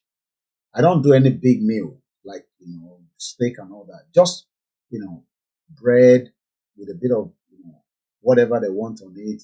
You slice it, you put the hotel handkerchief or whatever with a nice tray, you take it to the room. You take the, only live to my work. Our best in there. But Nigeria today, many of our youth don't have this opportunity. That is why we are saying the future of us out of Nigeria is the best. Gbogbo yín lẹ ní talent. Ojoojúmọ́ Mr. Koiki, I'm a graphic designer. Ẹ̀yin ò mọ̀ pé gbogbo iṣẹ́ yẹn náà ara iṣẹ́ tí ẹ nídìí fún ilẹ̀ tó dání. Nigeria is not going to give you a opportunity. No, let's go back to the value in money. The question is how much? A máa padà sórí dinner tá à ń bá lọ. Mo kọ ẹ̀mọ̀ kò torí à ń sọ̀rọ̀ tell yẹn nísìn. So I want us to also use this as an opportunity to educate ẹ̀yin tẹ́ wà nílé. Generally ló kàn ní London. Bọ́n kan tí hòtẹ́ẹ̀lì mú jáde ní UK in terms of the percentage. It is a money-making machine. Ṣorí bó ṣe lo ọ̀rọ̀ yẹn. The hospitality industry, it is a money-making machine. Kò ń ṣe ìwé tí wọ́n fi lọ géèyàn lórí o fi géèyàn lọ́yàn fi gé nídìí o fi lọ fi ṣògùn owó. If you have a country that is working, sister mi kan pè mí lánàá láti Nigeria. I won't give too much details of what she does because I don't, like I told her, I said, look, for me to promote anything in Nigeria, I'm sorry. I don't trust anything because at the end of the day, if anything goes wrong, who do we complain to? If I introduce a that's why I don't promote intention because anything about go wrong, so my integrity is too high to be put in the mud. No, I can't because if anything goes wrong, not that I don't trust any one of you, but I don't know each of us. If anything goes wrong, would I be by listening?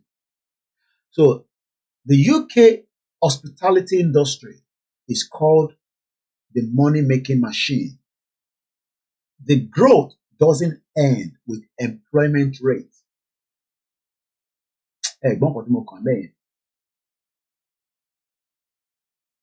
Ìdàgbàsókè kò lè já wálẹ̀ torí pé the demand for kitchen porter ó gbọ́dọ̀ wà. The demand for cleaners, the demand for doorman, receptionist, name anything you can think of. And these are not jobs that need any qualification. Oh, need the man lọ sí university kó tó lọ ṣiṣẹ́ kitchen porter. Kí ló fi lọ sí university fún láti lọ ṣiṣẹ́ kitchen porter?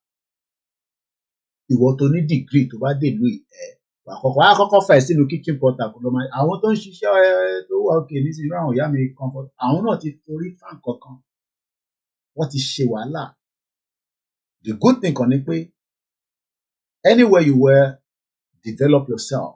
Ìwọ tètè já kúrò láàrin wọn tètè máa develop rẹ òun fọbọ́ tẹ́lẹ̀ ni tètè máa wá kọ́ọ̀sì kékeré kan tó máa ṣe lẹ́gbẹ̀ẹ́ wà máa wò pókè hòtẹ́ẹ̀lì yìí nísìn èyí náà mo fi di doorman báwo lọ ṣe ń ṣe wà lọ ṣe training ẹ̀ so that wà á lè upgrade kúrò ní kitchen porter káyè tún lè wà fẹ́ lò míì kò dàbí Nàìjíríà tó yẹ pé gbogbo èèyàn máa wà lójú kan ní federal secretariat ẹlòmíì ó yẹ kó ti retire ó ń ṣoògùn pé kó má gbé òun kúrò níbẹ̀ ẹ tó yẹ kó ti retire tó mọ̀ pé tóun bá retire kò sí nǹkan kan tó máa wọlé fóun mọ́ wọn ní san pension ẹ wá ń ṣoògùn ẹ máa ṣoògùn sórí seat àwọn èèyàn ẹ máa ṣàṣírà yín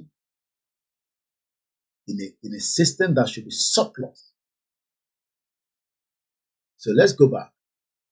Wọ́n ní the UK hospitality industry is a money-making machine. The growth in tó ń grow ni kò ń wálẹ̀. Doesn't end with employment rate. O gbọ́dọ̀ ríṣẹ́. And if I want to prove it tonight again, mo ń wáṣẹ́ kitchen porter. Tí wọ́n kú sọ pé mo ti ṣiṣẹ́ kitchen porter yìí. I'm born pastor, àwọn máa lè. Ó mọ̀ pé tó ń gba kitchen porter. Ó ní dignity ju olè senator yìí lọ. Àwọn jẹgúrú jẹra. So I've just typed in kitchen porter. And you can see that it has come back with multiple jobs. Jerry, kitchen porter, the Royal Household London, full time. Èló làwọn ilé máa san. Annual leave wà ń bẹ̀, company pension. That means pé tí bá ṣiṣẹ́ ní hòtẹ́ẹ̀lì yẹn fún 20 years, wọ́n máa san pension tí ó dẹ̀ gbọ́dọ̀ wà available tí bá ṣe tán. Ìjẹ́wọ́ san pension fún popsi ẹ̀ nígbà tó ṣe tán níbi iṣẹ́. Dádì ẹ̀ ni mò ń béèrè, dádì ẹ̀ ìgbà kó tó kú, ìjẹ́wọ́ san gbogbo ẹ̀tọ́ ẹ̀ fún gẹ́gẹ́ bí ìlú tẹ̀ ń pè ní country tó ṣe country. Was your parent paid for their pension?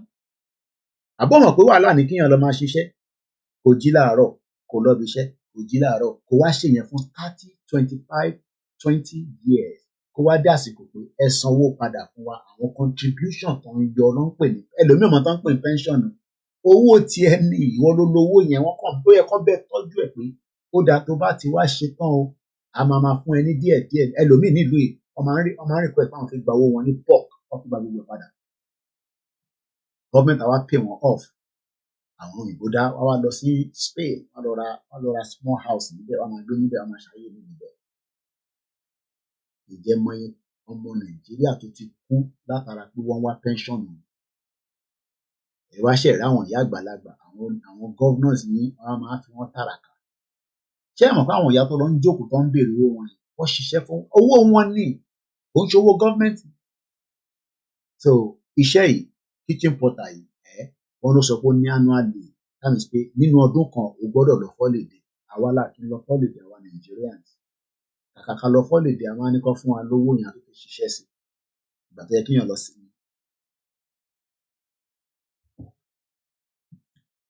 You will also get employee discount. Full job description. Kí ni job description Tinubu lè ní? Kí ni job description Àpábí olè? Senate President olè. 419. Kí ni job description àwọn senators ní? Kí ni job description àwọn governors? Iṣẹ́ wo gan lẹ gbà wọ́n fún? Lẹ́yìn ìgbà tẹ́ dìbò 419 fún wọn. Smelly. This is the job description of a kitchen porter with an annual leave, company pension, and employee discount. Wọ́n ní, it is the satisfaction, like àwọn ìbò ńláńlá. It is the satisfaction of helping deliver an impressive service. Service wo ni Tinubu ti fún wa nísìn tó sáwá sí London? Tinubu is on annual leave. Tinubu is on a medical leave. Kí lẹ ní pé annual leave? Tinubu doesn't have any hospital he built in Lagos that he says he built. Ó wá sáwá sí London, ó wá gba medical. Ní blame ẹ̀kọ́ Buhari náà, Boko Buhari bò náà ṣe wá gbà nìyẹn. Wọ́n ti ń tọ́jú Tinubu lọ hospital báyìí. Bí ó ti wà ní St. Mary hospital báyìí. Ṣé à ń fún lóríṣiríṣi treatment? Ọlọ́run fún lálàáfíà. Ọlọ́run dẹ̀ ní jẹ́ kó kú sí bíbá. Ó ṣàgbé gángba rẹ̀ kó máa lọ. Tó máa jí Igboho gbé àgbè. Tó bá jí bẹ́ẹ̀ ni kẹ́ wá bá jí Igboho gbé. Ẹ wá ra ticket. Job description mo ṣe fún yín o. Fún iṣẹ́ tí wọ́n sọ pé kó tó sọ job description yẹn wọ́n ní iṣẹ́ tó fẹ́ ṣe yìí, it is the satisfaction of helping deliver an impressive service. Kí lẹ rò pé Koiki ṣe ń pariwo Yorùbá nation? Ó fẹ́ deliver wa kúrò nínú òfò àti ìyàtà dánù tó ń pè Nàìjíríà. Service ni. To be doing this is like rendering a service to the community. Mo ní 10 years ni mo ṣe pẹ̀lú Nigerian community. I never regret it. So serving Yoruba people today is like for me, I can't just stop loving it. Ilé tí mo ń ṣe ọmọ máa rántí èmi náà. Kò yẹ kó wọ́n ní rántí mi nínú Nàìjíríà. I have a lot of colleagues within the Nigerian community. At the press of a button, I can request for anything within the community. We're still friends. Igbos, Yorubas, and the others that are part of the central. Ẹ̀gbọ́n mi ní chairman wọn nísìn, Ayọ̀ Akintoye. Tí bá pè wọ́n láàárọ̀ lánàá ní pé ṣé ẹ̀yin ò gbọ́ pa fẹ́ jẹ Yorùbá nation? Wọ́n ní Koiki.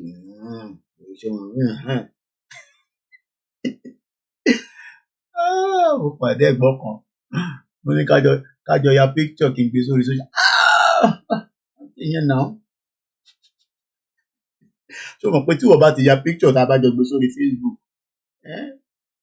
má jẹ́ káwọn tó wà Nàìjíríà brand tèmi náà kó wà pẹ̀lú gbogbo wa. àwọn wá gbéra wa síta bí ọmọ ọjọ́ mẹ́jọ ẹ rò pé kóhùn èmi náà kémi náà máa jẹ pẹpẹ sóò sáré wọ Nàìjíríà kémi náà wọlé kí n jáde àbí wọn á ṣe London boy nínú smelly àdúgbò ní tí mo hate jù nìyẹn gbogbo àwọn àdúgbò yẹn á máa rùn gbòòlà ni bí àwọn máa ń tọ̀ káàkiri ni kò tẹ̀ yéèyàn àdádúgbò mi báyìí ìtọ̀ ní gbòòlà ẹ wá náà lálàáfíà báwo lè ṣe fi lálàáfíà ó dẹ̀ láìkọ́ máa jókòó sí ti kọ́tà jókòó á máa ṣe fàájì bẹ́ẹ̀ mosquito á máa jẹ wọ́n gbogbo á máa ṣe láìfù dédé ìṣàbà ìgbà tí lọ́mú pẹpẹ súùpù mosquito fẹ́ jẹ mí pa ẹ jẹ́ a máa lọ lé jàre wọ́n ní kí ló dé yóò rí bí mosquito jẹ yín wọ́n ní kò jà wọ́n ó sì jẹ mí pa sí bíbà bá délé màá sáré lọ mú àwọn ibo rẹ̀ tó ta chloroquine fake báyìí tó ṣe mú kan láìpẹ́ ní gbogbo àlùmọ́ṣù náà kó ṣàánú ìlú yẹn ló wá lóko ó máa dàgbà sí. Benefit of teaching porter job a ṣe wà lẹ́nu hòtẹ́ẹ̀lì ni mò ń sọ yìí hòtẹ́ẹ̀lì tá a fẹ́ fi ṣe event òun lẹ̀ ń wò níwájú London Kensington Hotel ṣẹ́yìn náà rí bó ṣe beautiful standard kò ní standard ó gbọ́dọ̀ standard ibi táwọn àlejò máa dé sí òun ṣàwà ló ń ṣe fún wọn ṣe for everybody ní standard ní Nàìjíríà ò ní kò lè ever ní standard ẹ jẹ́ kó wọ́n send àwọn plastic bag kan lẹ́nu ìbọn ìyàwó mi gbé aṣọ yìí sí mo gbọ́dọ̀ post aṣọ yìí lọ́la o mú mi máa bá mi jà lára fúlù jà láìlè aṣọ ìyá Ìgbòho tá a rán ilé ẹ̀dá ti pààkì gbogbo àwọn wàhálà ẹ̀rù lórí ìgbà ti ní sílẹ̀ pẹ̀lú àwọn ẹrù ní wọn máa gbà lórí iṣẹ́ wa ní wọn. ẹni tó bá ní di fashion designer tó mọṣẹ́ dáadáa tó máa gé sí yín lọ́rùn débi pé èyí ká máa bẹ̀rẹ̀ pé Koiki mo dúpẹ́ lọ́wọ́ ẹ jẹ́ kí n má fi gbogbo design wọn ìdán délẹ̀ ẹ kàn máa wò báyìí lẹ́yìn ẹ má lọ copy design yẹn táwọn kan copy ní eléyìí nísìnyí mo gbọ́dọ̀ post ẹ̀ lọ́la tí mo lè sọ fún mọ́mì pé máa post ẹ̀ ní ọ̀dà ìgbà àti post office láàárọ̀ ọ̀la lágbára Ọlọ́run ẹ bá wá ń wá fashion designer tó mọṣẹ́ lórí ẹ pé tó mọṣẹ́ ìyẹn kàn sí Koiki Media ìyẹn mo lè fògùn ẹ̀ mo lè fi gbárí àwọn ti gé aṣọ sísítà mi kan wà lamẹ́ríkà ó gé aṣọ yẹn sí lọ́rùn kò rí rí ìyẹn ní you are àǹjọ̀nú nìyẹn tẹ bá fi ránṣọ tọkùnrin ní tọmọdé ní tàgbàlagbà ní ẹ kàn sí mi connect mi àwọn màmá yẹn máa wọ ilé ní next week Friday àwọn yẹn máa dán pápá màmá yẹn ti ní tóun máa wọlé ilé tóun wọ́n ti mi kan náà ní Newcastle ó ní Koiki aṣọ màmá Ìgbòho lèmi máa wọ ní ẹ máa wọ bọ̀ àwa tá máa wọ ẹfẹ mọ tèmi máa wọ lọkàn ìpọlẹ tí máa wọ àwọn jeans and trousers ṣé wọn máa post eré lọ́la ìyàwó mi ni kò jẹ́ owó máa sọ fún má gbà jọ kúrò nígbà yẹn lọ́la o ẹnu ìyàrá ọ̀la náà àti post office. Now à ń sọ̀rọ̀ nípa hotel big industry mo ì tí fún yín ní figure mo ń bọ̀ ẹ̀yin náà ẹ wo hotel yìí bó ṣe rí ẹ wo bó ṣe fine ẹ wo standard ẹ wo room yẹn bó ṣe standard suite and the guest room easy ṣé òun ríran ó wà lórí program bó ti wọlé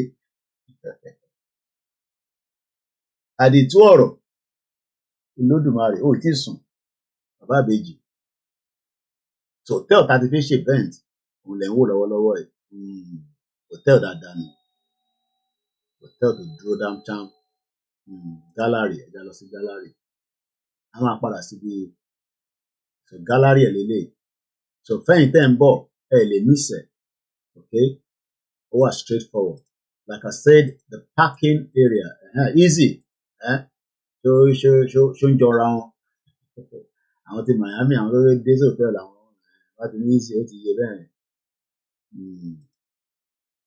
a máa jẹ breakfast níbẹ̀ lẹ́rù ìyá náà lára ṣe ń ta wọ́n bẹ́ẹ̀ Koiki ṣé rálì ló kàn láti tó lọ síbẹ̀ lálẹ́ tó bá kan rálì kí ló tó kàn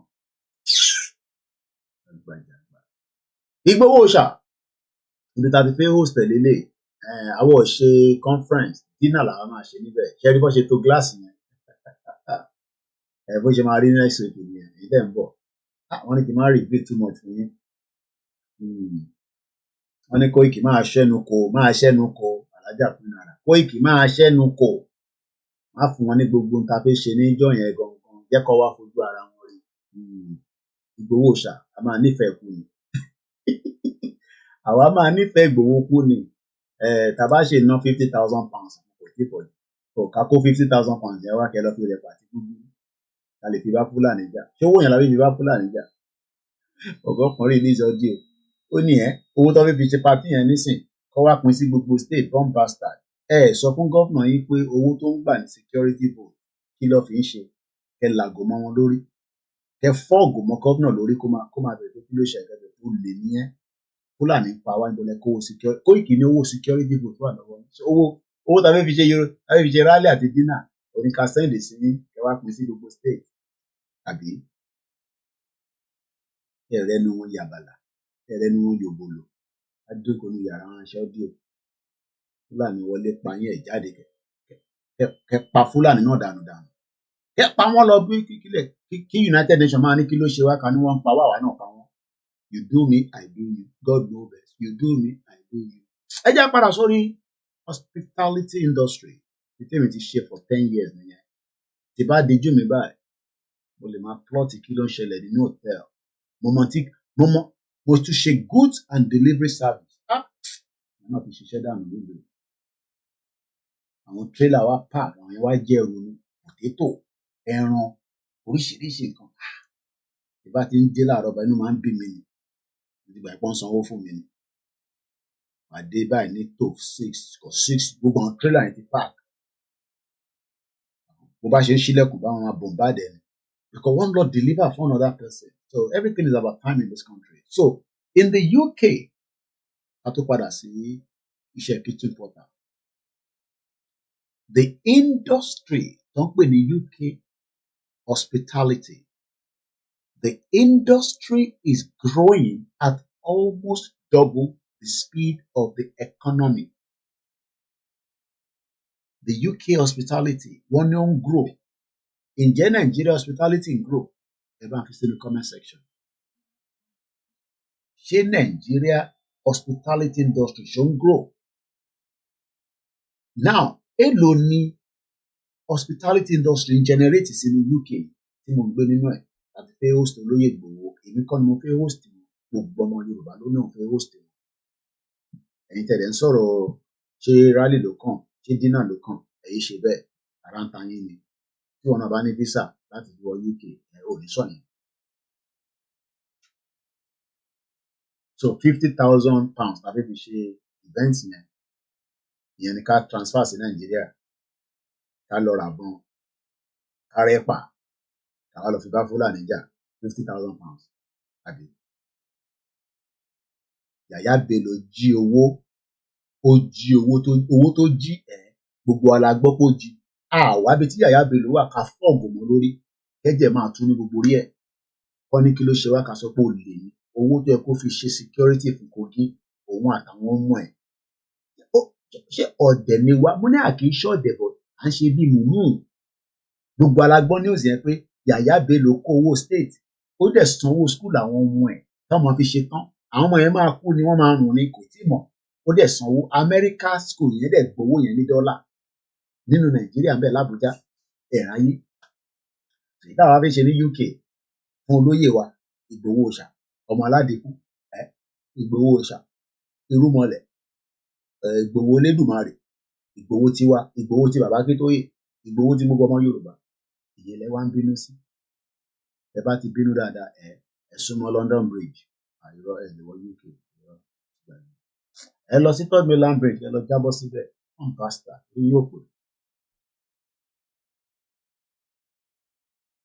93 billion pounds ní UK industry hospitality industry rather ló mú wọlé lọ́dọọdún 93 billion pounds sterling 93 billion do you know what that means So UK ò ní gbàdúrà pé kí ìlú kan tó ń pè ní Yorùbá nation kó wá sáyé kí wọ́n lè divert hospitality services yẹn lọ sí, because tí Yorùbá nation bá wà tí a dẹ̀ ní standard tí a dẹ̀ ní security, irú brother mi Adékúnlé Abíọ́dún táwọn ní hotel tí ó wá employ Koiki Media, bẹ́ẹ̀ ni wọ́n lè employ mi, èmi á máa ṣiṣẹ́ kitchen porter, dignity àwa wọ́n máa sanwó fún mi, but àwọn ló ní hotel. Àwa bẹ̀rẹ̀ sí challenge ẹni tó fẹ́ lọ sí UK pé have you been to Yorùbá nation country? Àwọn èèyàn máa béèrè wa pé what do you offer there? Nítorí máa kọ́kọ́ béèrè nìyẹn. Àwa ni we offer the best climate, we are the best. Àwa bẹ̀rẹ̀ sí sọ nípa ó yẹ máa fún mi láwọn ọbẹ̀ yẹn. Ẹ sáré kọ sínú comment section àwọn ibi tí a máa sọ fáwọn èèyàn. Olúmọ Rock. Àwa sọ fún wọn pé have you been to Olúmọ Rock before? Does UK have Olúmọ Rock? They don't have Olúmọ Rock. Àwa máa sọ fún wọn pé a ní Olúmọ Rock. Àwa present ẹ̀, àwa ṣàlàyé purpose tí rock yẹn ṣe wà níbẹ̀. A máa sọ fún wọn nípa comment náà ẹ ti sùn ní. That is the challenge tí UK ò fẹ́, because UK mọ̀ pé a máa compete pẹ̀lú àwọn when it comes to hospitality. But UK fẹ́ the other way round. Ká japa ká máa bọ̀ ní UK. Nígbà tí Mr. Gibson Holy Boy tí wọ́n lè dá ilé iṣẹ́ sílẹ̀ tó máa employ Koiki ò ní láti wà ní UK. Màá wá ṣiṣẹ́ lábẹ́ wọn as a driver.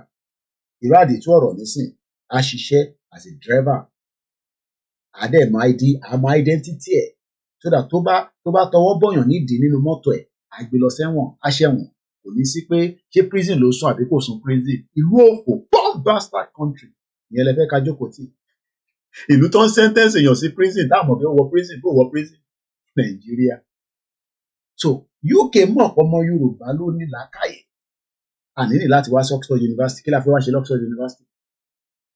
Kí la fi lọ ṣe ní Harvard University nígbà tí Ọbáfẹ́mi Awólọ́wọ̀ University bá jẹ́ pé top notch in the world? Bàbá ló ṣe fẹ́ jẹ́ top notch. A fẹ́ ṣe Unity Day fún ọ̀jẹ̀ kárí ṣe níbẹ̀.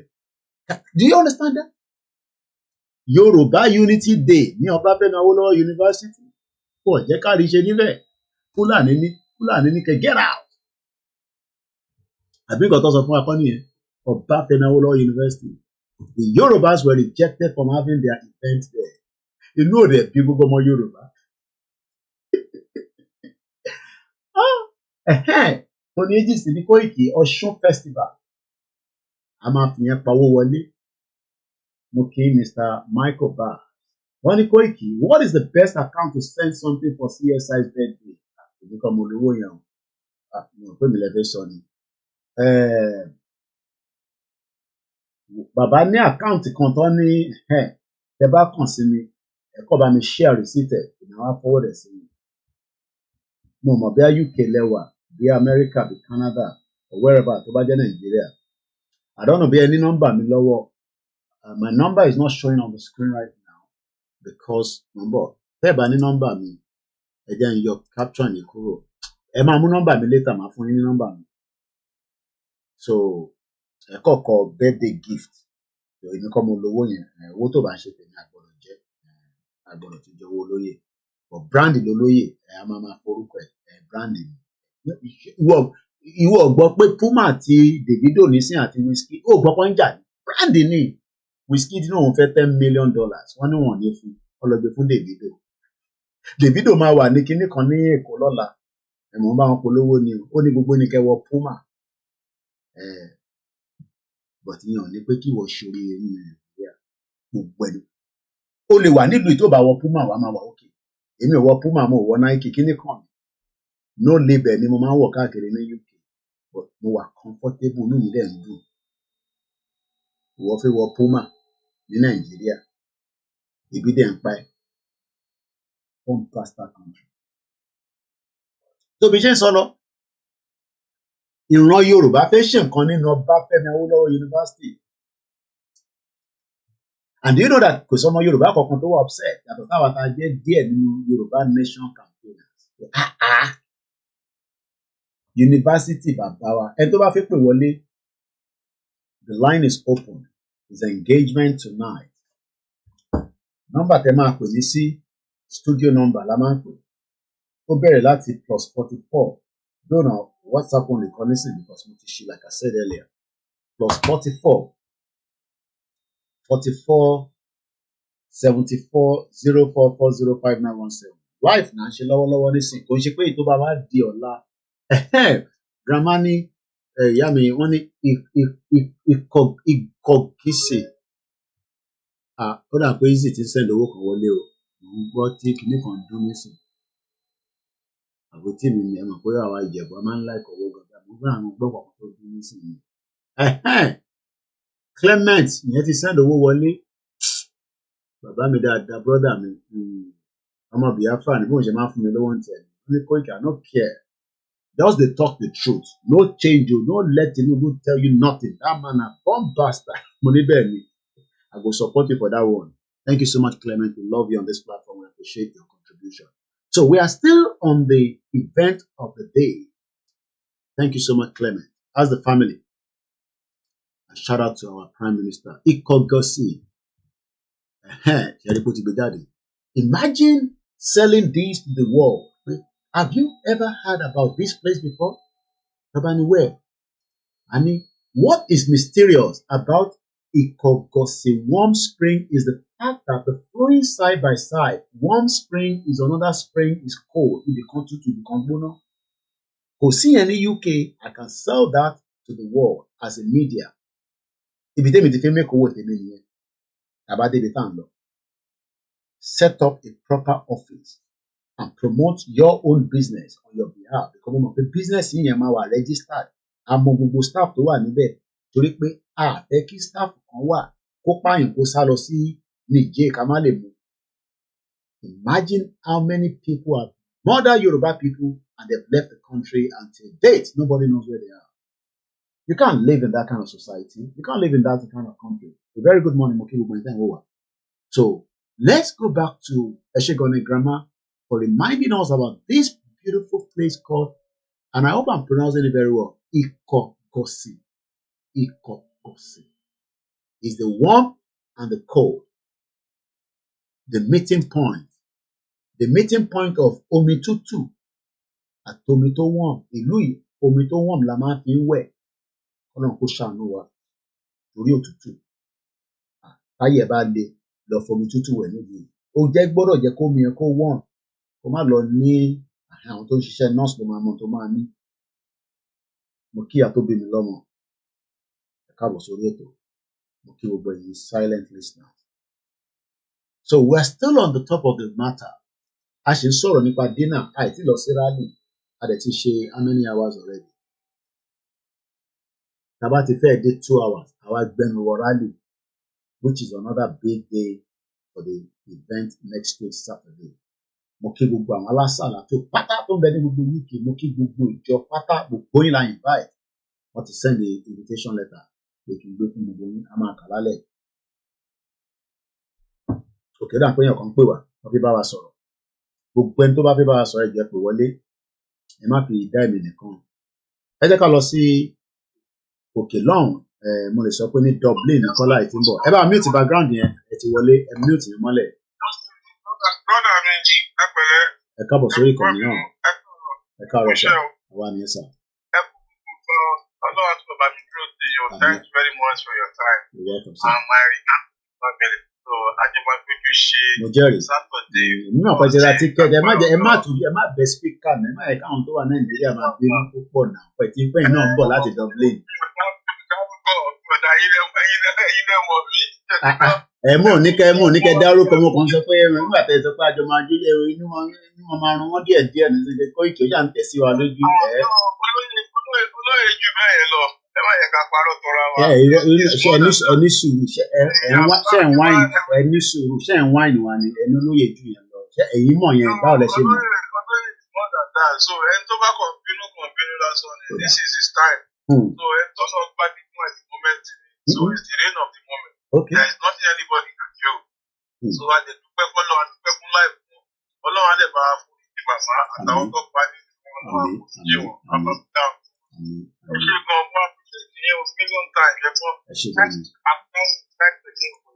Thank you so much. If they had more point, Amen. Ẹ ṣé gan ni. Wàá jíṣẹ́. Àmín. Ẹ ṣé gan ni. Thank you so much. Gbogbo ẹni tó bá fẹ́ má bínú mo jẹ́ kọ́ láǹdì tó kọ́tọ̀. Mo kí brother mi. He was one of the first 5 people that bought tickets and also told us he will be traveling from Dublin. Thank you so much. Okay, Mr. Park, mo ti rí donation yẹn. Ṣé yẹn lè fẹ́ ká send ìsolóyè? Ẹ bá mi confirm it please so that tí bá ti gbà màá lè forward ẹ̀ sí wọn. Ẹ bá mi comment because I've seen that you've sent a donation through Koiki bot. Please, so that ká lè mú ní gbogbo ẹ̀ lè level. Ẹ bá mi fi sínú comment section pé Koiki eléyìí tí mo send yìí òun ni fún ti CSI or màá reach out sí ẹ. Gbogbo àná la ní right láti pè the line is still open and we're still live. Like I said, okay, oh that is for me. Thank you so much. Now, we are still on the matter. I love when I use my software. This laptop will be working next week. I plan to take the 2 laptops because Amama Sheti, Yawa Janet Pashaki, because we're not leaving her alone. As they're celebrating her life in the US, Koiki Media will be transmitting from there. So, one of one is Zoom link. So, next week is a busy week.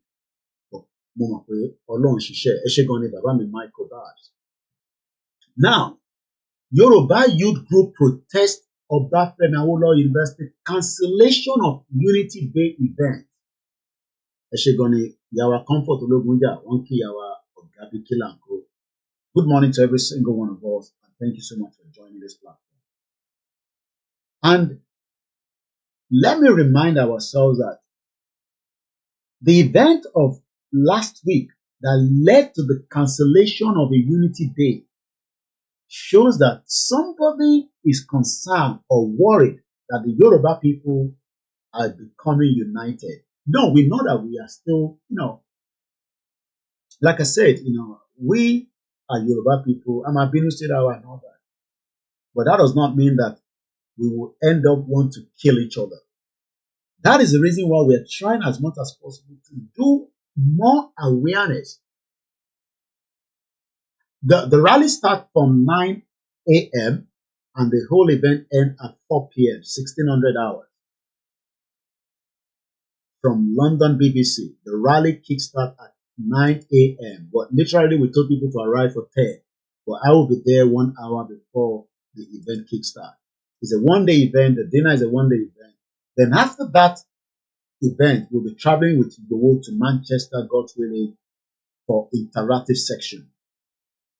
So it's going to be, more or less like almost a full day. But Tabanika was 10, 11, 12, 1, 2, 3, 4, 5, 7 hours.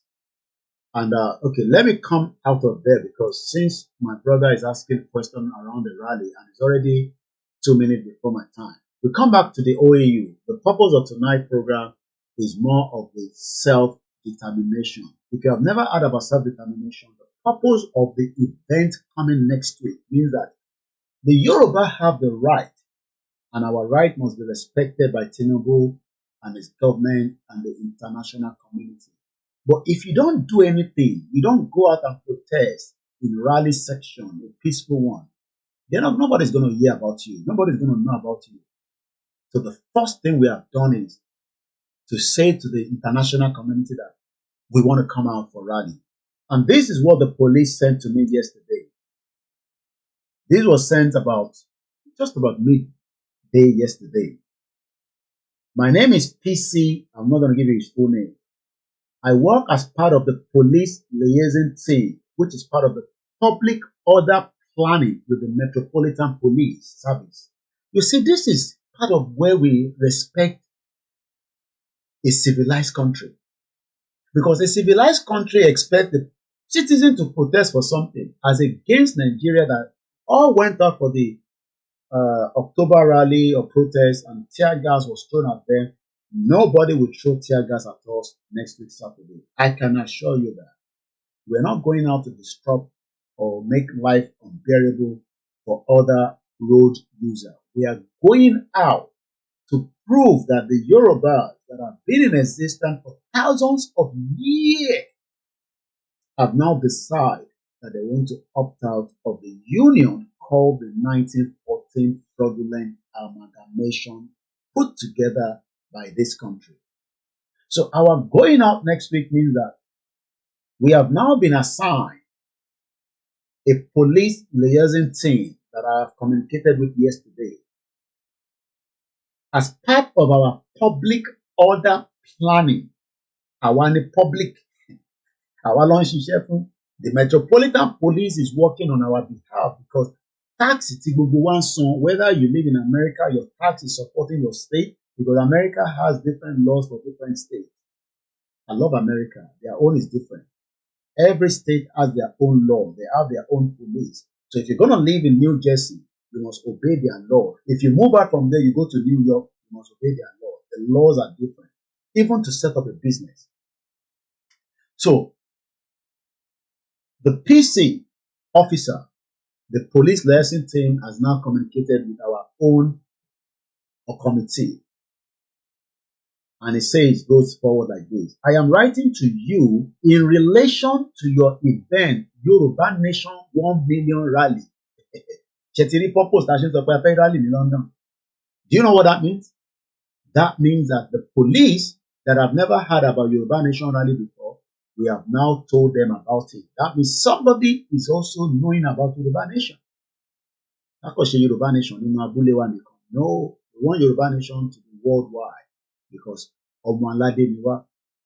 So already now the Metropolitan Police has put something on their file that not Koiki, under the leadership of Professor ADEBANJI Akintoye, under the leadership of Otumba Demola of the YSDA, under the leadership of Dr. Chief Sunday Igboho, that next week Saturday the Yoruba people of Nigerians will be coming out to protest or rally, whichever one you want to call it. So communication is now going between me as the person of the engage the police. Koiki, go and engage the police. Everybody has a role to play. I'm playing my own role from here. Let's go by again. Good afternoon, Mr. Koiki. My name is PC with his number because I got to know who I'm talking to. Not like Nigeria, or police officer is coming to radio, they will remove their name tag. And you call that a country. You are calling that a country. That is not a country. How will a police officer wants to come to your house and they don't have a name tag? They are coming with keke nape. There's no police vehicle. They squander and stolen all the wealth. So the PC officer has got in touch with me, even though there's communication that has been going on for the last month between myself and the London Metropolitan Police. I work as part of the police liaison team, and this is just for you as well. The people maybe don't try it next week. Okay? And I don't have to read this out, but just to tell you, Yawati and what concerned, right? Things are being told. There are some things that I'm not going to tell you that I'm communicating with them. But we're on top of the security for CSI. We're on top of the security for every one of us. And the UK is also on top of security for the Yoruba people that are Nigerians, because we are still Nigerians according to the British government. Because a nation is not yet out of Nigeria. So we are Nigerians for Yorubas. The MFI is protecting us against any Fulani attack. So nobody is going to attack us on the day. My name is PC. I work as part of the police liaison team, which is part of the public order planning with the Metropolitan Police Service. I am writing to you in relation to your event, money event of the day. The Nigeria one will be event of the day will start the crisis. But for now, nobody wants the crisis to start. Because nobody is expecting any crisis. That crisis is still in okay? Because this is not where we want to get the nation from. But where we want to get the nation from, we will strangulate that location to make it ungovernable for them. Mungbo Icing TV. I need to tell him to send me that particular clip. I love that part. Ṣé rántí nígbà tá a fi ṣe rally kan tí bàbá Akintoye ní? I need láti lọ sẹ́kọ̀ọ́ because we realize that we tell people to go to Lagos, they're asking me for transportation fee. If they don't give transportation fee, they're not going anywhere. I said, okay. Then Baba Akintoye now said that when we are coming out, we will hold our towns and cities. We will block everywhere from Kwara, Kogi, Ondo, Osun, Ekiti, Oyo, Lagos. We will block every high road. No transportation, no movement. How many people remember that? How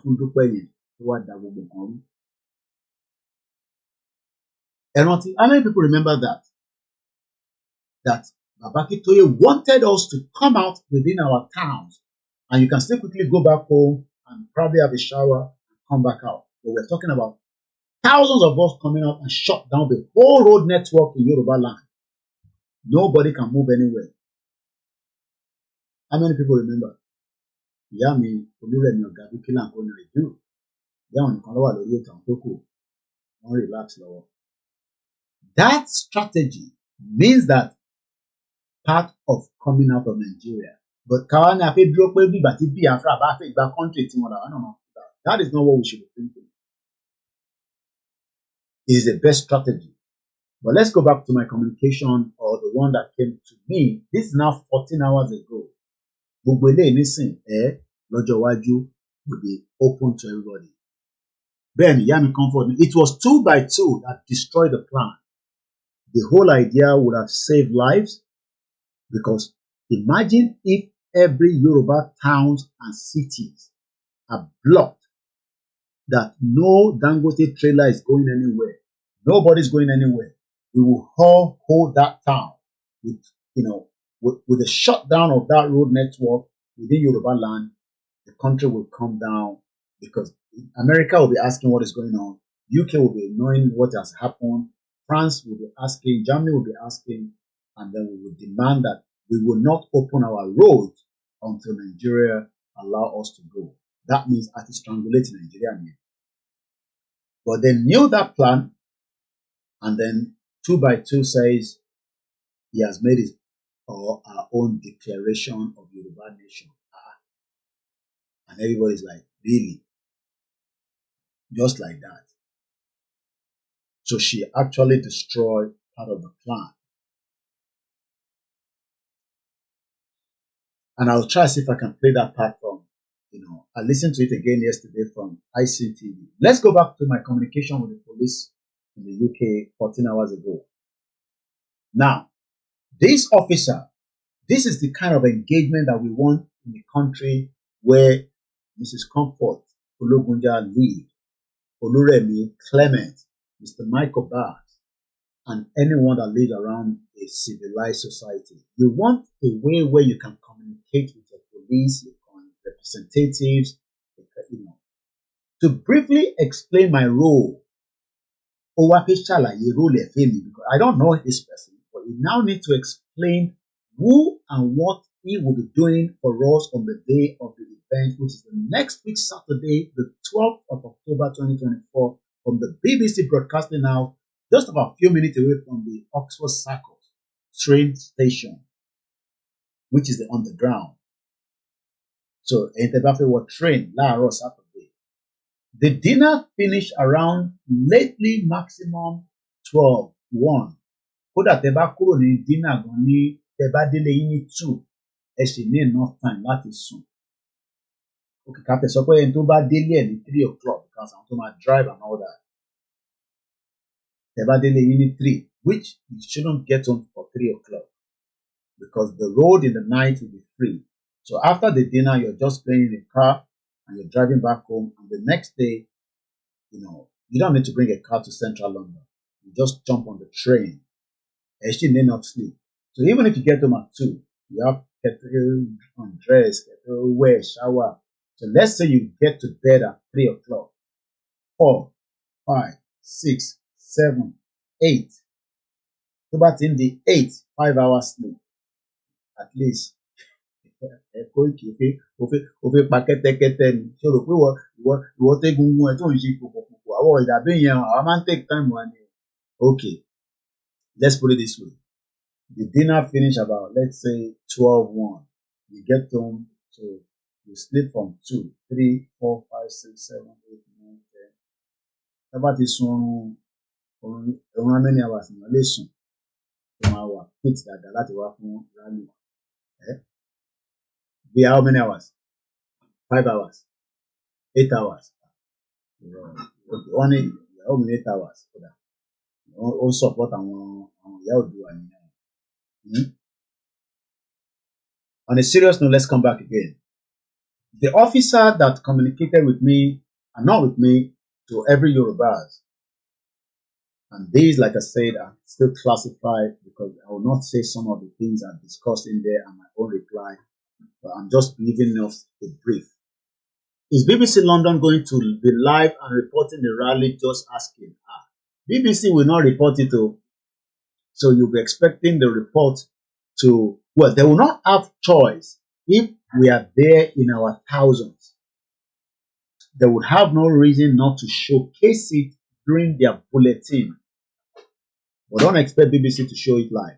But if the numbers is massive,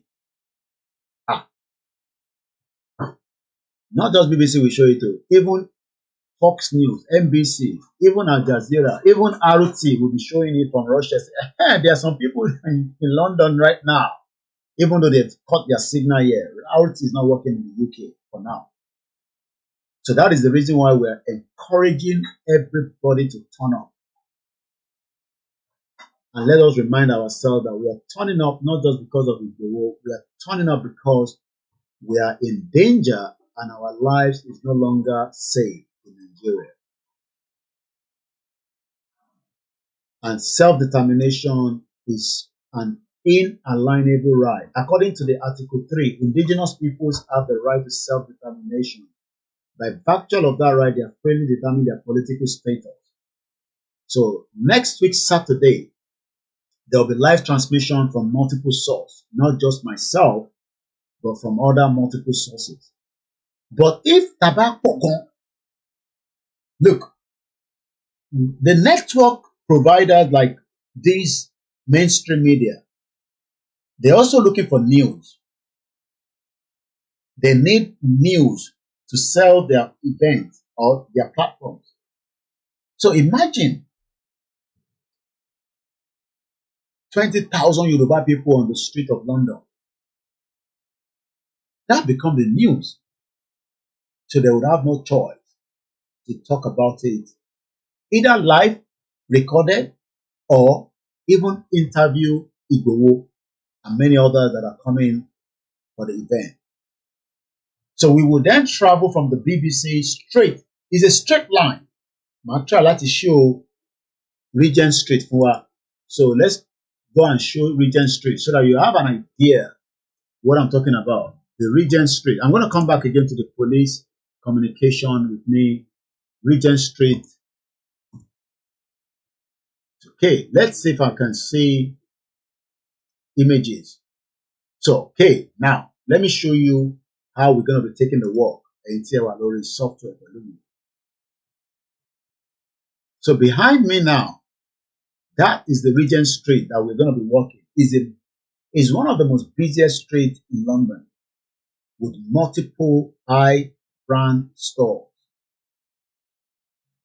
So that means, and with our over roughly estimated about 40,000 leaflets, something must show for something. The world must know that we are out on the day. So behind this, behind my camera is the Regent Street that we're going to be traveling from. And I believe my last video, if you remember, I did a long walk from it.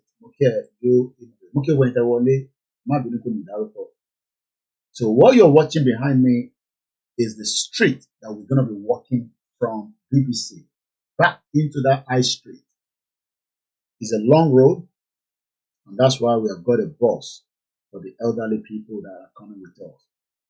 And that bus is the one that you're always looking at from my back view, which is called the Open Roof London Bus. Being paid for and ready to take 72 passengers only. I got on many to feel worried so that I no overloaded be more way. So go when Yawa in Babawa T, for one reason or the other, you are not going to be fit to walk. Am I worried? You will sit on the bus, wave your flags, and go along with us and routes with every plan for the day. So let's go back to the officer. He's now telling me his role. Let me explain my role. My work involves pre-engagement with event coordinator prior to the event taking place. What event are we talking about? The Yoruba Nation 1 million rally. So this officer is now engaging us as part of their job and role to protect Igboho and protect every single one of us. The reason why Timoshin need this background conversation because of many people that are calling Koiki, Tinubu UK, and all that. We are engaging the Metropolitan Police for the day. And this engagement has been going on for months. But as the days getting closer, we have now been assigned a police liaison team that will be communicating with me and then taking it to the command structure of the Metropolitan Police because every structure is different. So this person is communicating with me now. He will then take whatever I tell him that some I might not tell you on a live show like this. He will take it back to the police and say, look, Koiki has told us this and that and that and that. They are concerned in this area, they are worried in this area, and the command structure of the Metropolitan Police will then factor all that in to make sure that our event is successful and we can also be rest assured that it will be. So a lot of activities like these is going behind the scene. I am not the only one working. I can tell you that. I have just told you about our secretary. That woman, imagine reading a minute and she's not missing anything from the last meeting. Up to the details of the minute of the meeting. So blessed to everyone that are working, including those in Nigeria and including those around the world. And the Dukwela YSDM and the Yoruba World Media and others involved. So to briefly explain my role, my work involves the pre-engagement because as the days is getting closer, the burden must be relieved quickly. And that is the way it has been separated. Nigeria is not a planned country. It's a failed country. But this country will plan things ahead. So there's a lot of planning that have gone into these events.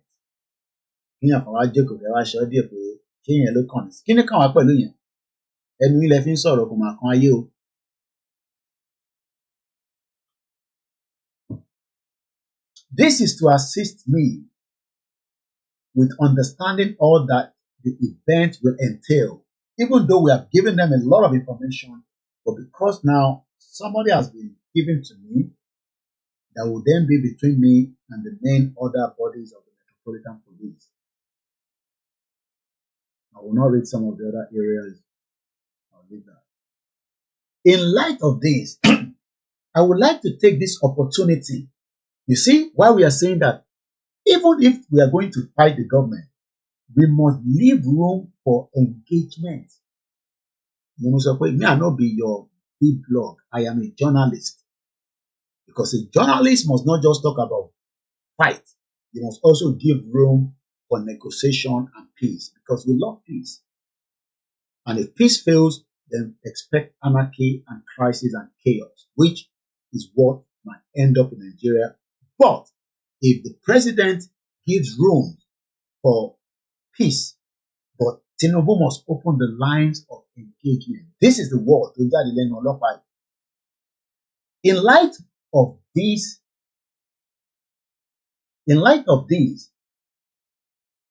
I would like to take this opportunity to open lines of engagement with you all to understand what your protest will look like. In particular, from your march from the BBC to the Nigerian High Commission by Trafalgar Square, please, can I ask you to contact me in relation to this? Imagine ọlọ́pàá ní kò pé wọn. Ṣé wọlé pọ̀ ọlọ́pàá Nàìjíríà? Káyẹ̀ má máa já. Go and call Nigerian police. Say, officer, I'm calling you because you say we are going to be in Ojota tomorrow. Imagine telling police in Nigeria that we will be in Ojota. All they have to do is just bring a Dangote, water cannon, and tear gas and kill people like they did with Jumoke Oyeleke on the 1st of July 2021. And Oki, that was killed in 2023, January. That is the reason why we in diaspora cannot live in Nigeria. Because how am I going to be engaging the Nigerian police like this? That, oh, Nigerian police, I'm going to do protest, and I want you to communicate with me. Let's talk. The officer went further to say, I can be contacted by email, or you can call my number direct, which I did yesterday. That is the beauty of a civilized world that we're asking for. We're not asking for more than that. Okay, let Nigeria give us this. It can't give us for 64 years, 22 or 25 years of a full democracy. So as I'm going to be winding down in the next 30 minutes, the program will see 2 hours, 21 minutes. So we still have about 40 minutes to play with. If you have any questions surrounding the upcoming event, the rally law and anything, I have now come out to say, look, Ọlọ́run ló ní ààbò àti ìṣọ́. There's no doubt about it. But from the perspective of safeguarding the public for the day, there is line of engagement, lines, not even one, lines. Because I have told them many things, and I'll communicate more, because from the meeting Bashilano, I need to update. So my job now is to keep updating this man. And he cannot look, if I like, I send him 5 messages in a day, he must reply me, because he is now the officer in charge between me and the other units. You can see the difference between a civilized world and a zoo in the country. So you now expect me to come and live in Nigeria where I cannot engage the Nigerian police like this. Do you understand what we're talking about? Do you see the differences? That's why we say Tinubu must allow the lines of engagement between the people of the Biafra, the Yorubas and the Arewa that wants to go out of Nigeria. And if you don't believe it, maybe we should give you this to remind you that the people of Arewa are now also saying enough is enough. Listen to this. Hello. Good morning, good afternoon, good evening. This clip is titled Alleged Regional Government Bill in Circulation, if true, overtaken by events. A document alleging to be a bill submitted by Bola Tinubu to the National Assembly seeking to reverse and to amend the 1999 Constitution and give regions independence from the central. In other words, going back to regional government arrangement. It's in circulation all over the social media. If this bill is true, and I hope it is true, my message is clear that the bill has been overtaken by events. What preponderance of Nigerians need now is not regional government, but they want an independent country of their own. Regional government belongs to the past. Currently, the agitation is for self-determination, for all regions, ethnic nationalities wishing to have their own country. Anything short of that is chasing the wild goose and will not pass the passage of time. I will not see the daylight.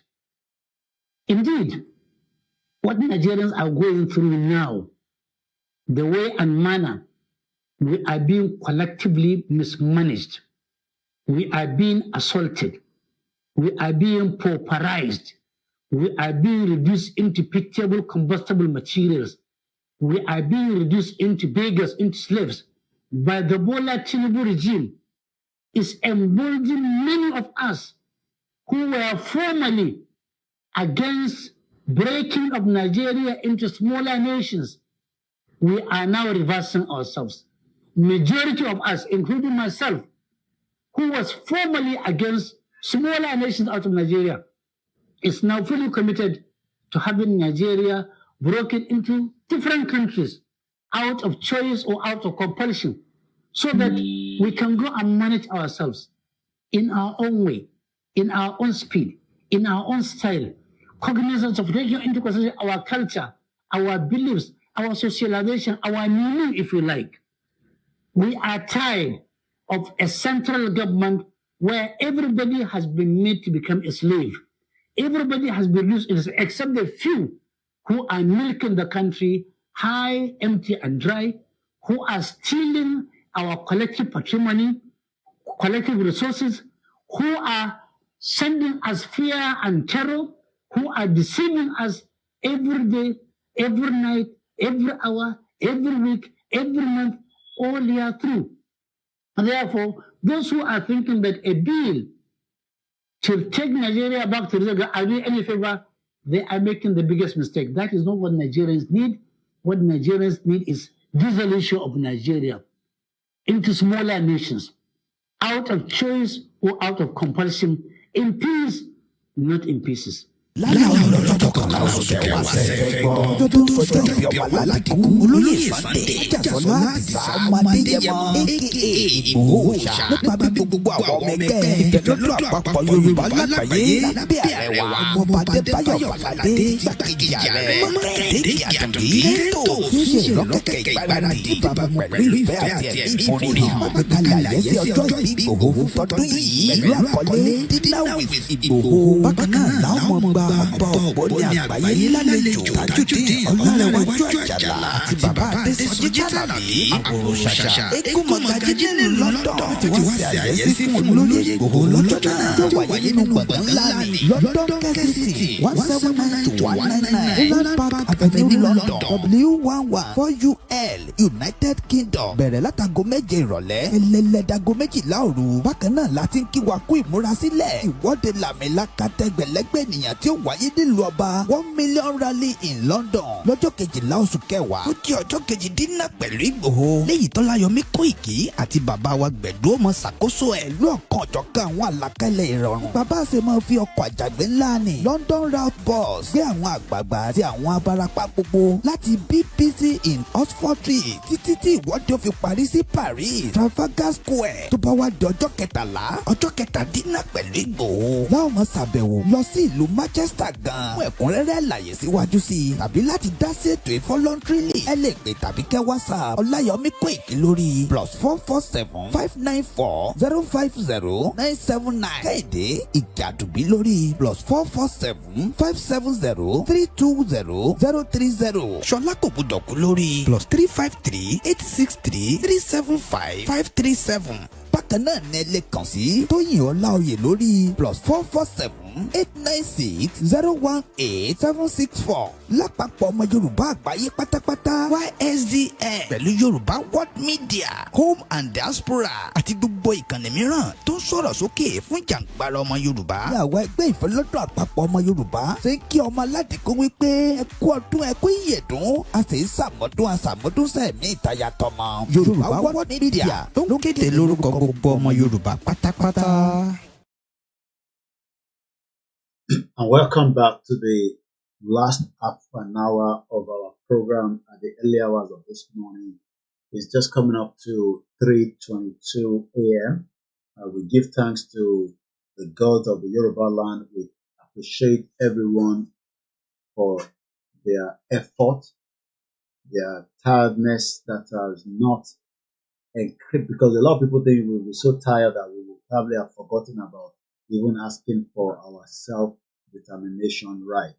So quickly before the time will run out, let me say thank you so much to those of you that are watching it live and those that will have the privilege to watch it later. Now, this is coming from the organizing committee of the event, which is happening, as we have told us, next week Saturday. A lot of activity, a lot of things have been put in place.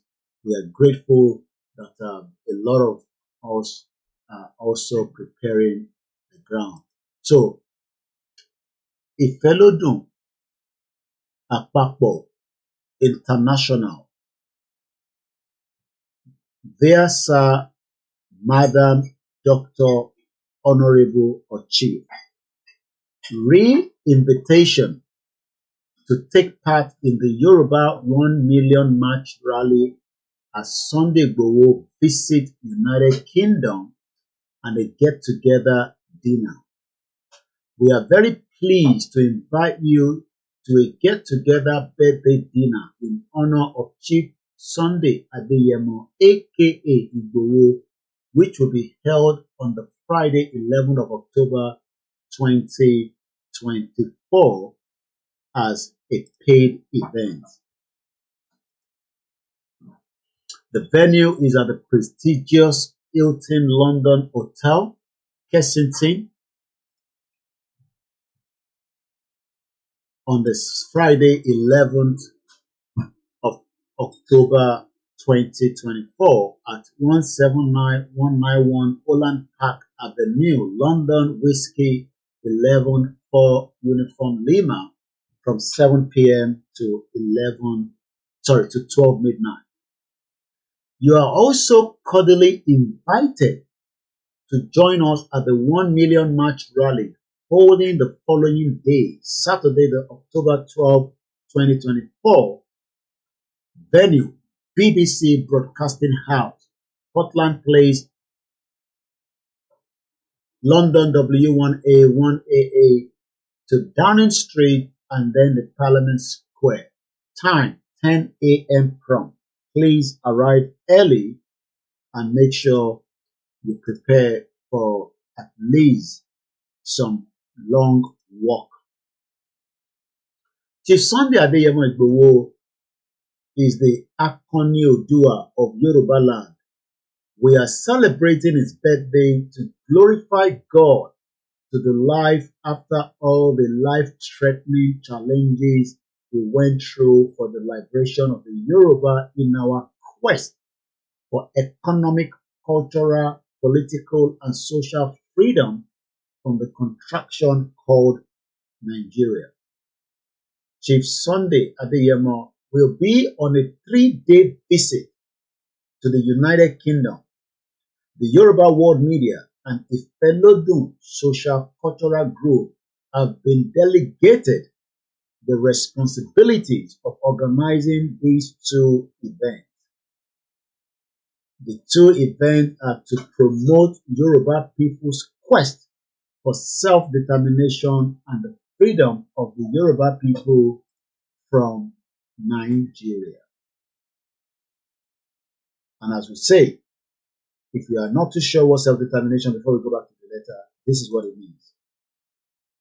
Other countries were refused at first, but we have to remember, and this is a really important point, that self-determination is an inalienable international right and a law as well. And other countries will recognise Scotland's democratic choice expressed at the ballot box.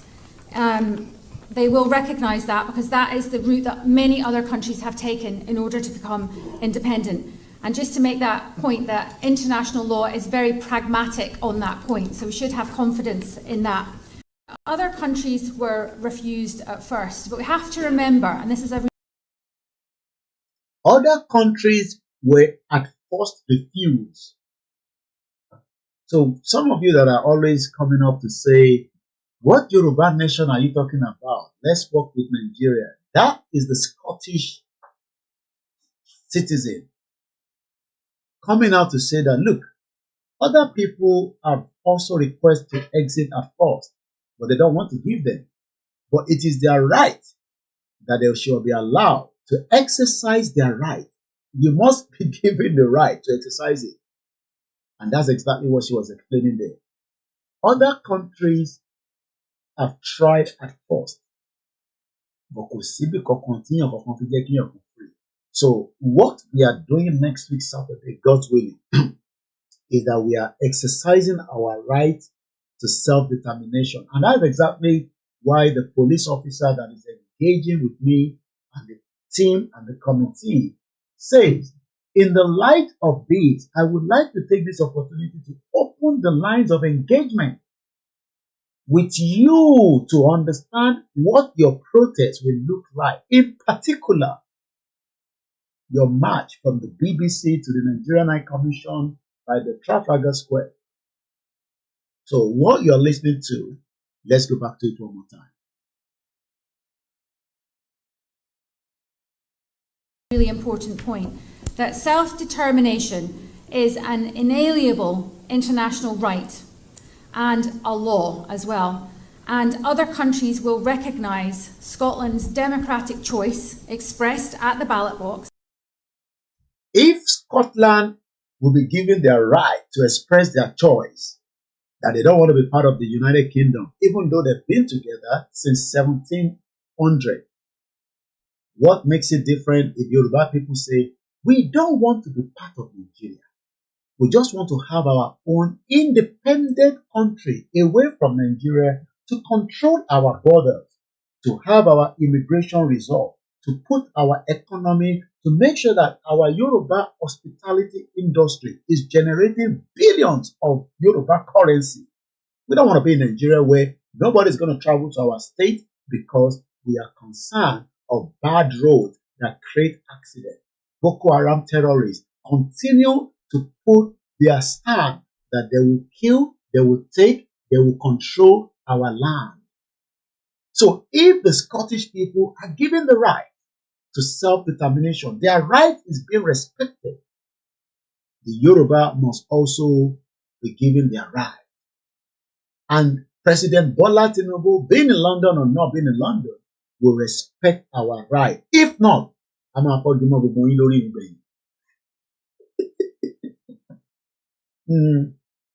igi la máa fọ́mọ gbogbo yín lórí, because àwa mọ̀ pé etí yín ti di ẹ̀yin olóṣèlú olùṣe lórí burúkú ẹ̀yin olùṣe èyí pé máa fowó wa jẹ mùkẹ̀lẹ̀mùkẹ̀lẹ̀ ká máa gbọ́ billions wọ́n ti jí billions yẹlẹ́fẹ́ ká máa sọ títí èmi máa fi darúgbó one bastard ni we will bring everything down. Nobody will enjoy anything when the time comes. At airport, at everywhere, we shut everything down. With millions of us coming out on the street when Akintoye gives the next order and Igboho. We shut everywhere down. Kò sí any movement anywhere. Kò ní sí any activities kankan nílẹ̀ Yorùbá. Ní kúre káwa máa jìyà labroad káwọn tó wà lé kọ́ máa ní gbádùn kò hospital kò síná kò sómi. Ní sórí ni bàbá yóò ní kúre. Tí bàbá yín bá ti kú ògùn máa pa síbẹ̀ gidi. If the Scottish are asking for their the Yoruba must also ask for their right now.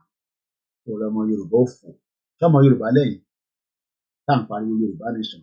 Bẹ́ẹ̀ sọ pé Yorùbá nation wọn ló ń sọ̀rọ̀. Ẹ wá ń wá justice for kìnìkan nínú Nàìjíríà. Ọlọ́run jẹ́ rí justice. Come bastards. So àwa máa jáde ní next week Saturday. Bóun Tinubu kó máa tọ̀lé kó máa yàgbẹ́ sára problem ti ẹ̀ nìyẹn. Bóun kó náà fi jí Igboho ní London. Àwa gan máa jí òun gan gbé ní London. Imagine ká jí Tinubu gbé ní London. Bí Áfíríkà lẹ pé bíbá. Tinubu Koiki ẹ ṣọ́ra fún Tinubu. A mọ̀ pé criminal ni Tinubu kò sẹ́ tó mọ̀ yẹn. Kò ṣe criminal. Ṣé o gbọ́ pé owó drug gbà wo? Ṣé o mọ̀ tán pé drug ni? Cocaine. Àbẹ́yìn náà ṣe cocaine ni.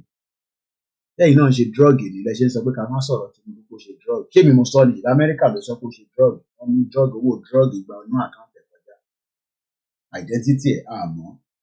Gbogbo ẹ̀rí ṣédíṣédì, gbogbo ẹ̀rí ṣábàṣábà, ṣébóṣobò. Ìyẹn lẹ wá sọ pé ń bọ̀ wá jí Igboho. Kó wá jí gbé ní London ní next week. Ẹnu ní gbogbo àjọ kò sí. Ọlágbọ́rọ̀ Ọlọ́run, bàbá Akintoye ní gbogbo á máa jáde nígbà tásìkò bá tó. O ní láti gbowó mọ́tò lọ́wọ́ Koiki. Àdúgbò ẹ̀ ló máa dúró sí nígbà yẹn. Send owó mọ́tò sẹ́ni kankan. a lè máa tọrọ owó fún àwọn èèyàn pé send owó mọ́tò náà everybody máa dó sàdúgbò ẹ̀. ẹ jẹ́ àgbọ̀n tí woman yìí sọ torí in tó ń sọ ó ní meaning ẹ jẹ́ àrí ìwọ̀n ìnà díẹ̀ àgbọ̀n ìlú òtẹ̀gẹ́ ń bọ̀. They will recognise other countries were refused at first, but we have to remember, and this is a really important point, that self-determination is an inalienable international right and a law as well. And other countries will recognise Scotland's democratic choice expressed at the ballot box. They will recognise that because that is the route that many other countries have taken in order to become independent. And just to make that point, that international law is very pragmatic on that point. So we should have confidence that we should have confidence. So next week, ìfẹ́ ló dùn pé gbogbo wa. Koiki, yẹ kẹ́kẹ́ wá specially ni. Ẹ jọ̀ọ́ torí Ọlọ́run. Ìtẹ́ bá ti lè gbọ́ pé Igboho máa wá London, kí ló fi wá ṣe? Ó máa ṣe dinner, àyìnbó lówó dinner. Ó dà kan náà máa ṣe rally, àgbòrè lọ sí yẹn. You are invited. But letter tí mò ń kà yìí is now the official. Kò mí ìpè letter yẹn ó ní kẹ́ wá fún dinner tẹ̀sánwó pẹ̀lú wọlé o. But for the rest of the other events, in Manchester, we'll be communicating a little bit more with the Manchester very soon as well. But Sunday, myself, the team, will be traveling with CSI to Manchester, God's willing. For those of us back home and outside the country, Koiki, how do we see all these things? You know, we will show as much as what needs to be shown, especially the rally. Igboho will have his privacy while he's here, but it will be available for us throughout the 3 days. It's a 72-hour, it's a tight program, but well organized and prepared. Oh, you are praying with you, Koma Sheshe. Oh, Ika, Danu Omo Yoruba. Afishin Kotoda, one by drag, Komaka, Kutuka, Kutomida. Ṣé ó yẹ kó báyìí lẹ́nu ẹ̀ alájà alájì pásítọ̀ reverend babaláwo kẹ́yìn ṣé àwa nìyà ń jẹ ìyá ò jẹ́ Igboho náà Fúlàní ò lè dá dúró bẹ́ẹ̀ ni mo sọ 1 million Fúlàní ò lè dá dúró ọjà òkè lọ́jọ́ yìí Ọlọ́run ló dá bẹ́ẹ̀ kò ń ṣàwà wọ́n bá tẹ̀ máa dá wa dúró a gbọ́dọ̀ ní irinṣẹ́ lọ́wọ́ orí Fúlàní lè dá dúró ẹ̀ dúró. Mo kí ẹ gbogbo ẹ̀yin tí ẹ ti ń darapọ̀ mọ́ wa máa kí ká tó parí ẹ jẹ́ n ka invite because ilé ìgangan ló wá ṣe pàtàkì ló ṣe kókó wọ́n ní kí n kà sí gbogbo wa létí. So Ìfẹ́lódùn Àpapọ̀ International in conjunction with YSDM but àwọn Ìfẹ́lódùn gangan different groups lè ṣe anything tó bá dọ̀la tó another group bá sọ pé Koiki ní Qatar àwọn ẹgbẹ́ kan máa ṣe nǹkan kan máa fún yín ní support. Koiki àwa yonkan máa ṣe kankan gúrùpù ni wọ́n but ẹni tó bá ti gbà fún bàbá Akintoye ẹ̀yin Ọlọ́run nìyẹn ẹ máa ṣe tiyín o gbà fún bàbá Akintoye o wá expect kí n máa dárúkọ lórí show kí n máa pọ́n ilé àbí fún bastard bàbá 89 years old ẹ̀ẹ̀mejì ló pè mí lánàá níjẹta ìmẹ́rin lásọ̀rọ̀ kí bàbá jókòó kó máa type nǹkan at that age kó máa type kó máa kàn kankan ó ní ọmọ mi tó ti rí tí mo send yẹn sórí paragraph ó fẹ́ kí n là mọ́lẹ̀ mọ́ bọ̀ ó fogun sẹ́nu confidential ó láwọn ọ̀kan tí bàbá fi ránṣẹ́ sí mi àwa ní kọ́ ojú ẹ̀ nìkan ni kó ṣe èrè Koiki ojú mi nìkan ẹ̀rọ màkà tó kù ní ìlú ẹ̀ẹ̀mejì ni bàbá yẹn pè mí lánàá ọmọ mi tún lọ wo paragraph at 89 òun ló ń kàn fún ẹ fún rẹ̀ òun ló máa draft ẹ̀ bàbá yẹn ló take òun ní kíní kan days tóun fi bá mi gbé nǹkan kan kalẹ̀ kọ́ lọ́ bá wà pẹ̀lú bàbá yẹn kó bá mi lọ́rọ̀ ẹ̀mí ẹ̀ kó má fi sílẹ̀ níjọ́ kan gbogbo nǹkan ṣe fún pé wọ́n fẹ́ wà against ẹ̀ àwọn leaders yẹ kó dúró ti bàbá Akíntóyè wọ́n ti ṣẹnu mọ́ínmọ́ín Tinubu jagaba ti dé olúkàlùkù náà fi ra lẹ́sà abroad wọ́n ti wọ́wọ́ abroad wọ́n fi ra lẹ́sà Amẹ́ríkà ìgbàwó lọ́wọ́ Tinubu mo kí ìfẹ́ lójú àpapọ̀ ẹ̀kú iṣẹ́ mo kí president mo kí vice president mo kí ẹgbẹ́ àwọn tó ń ṣiṣẹ́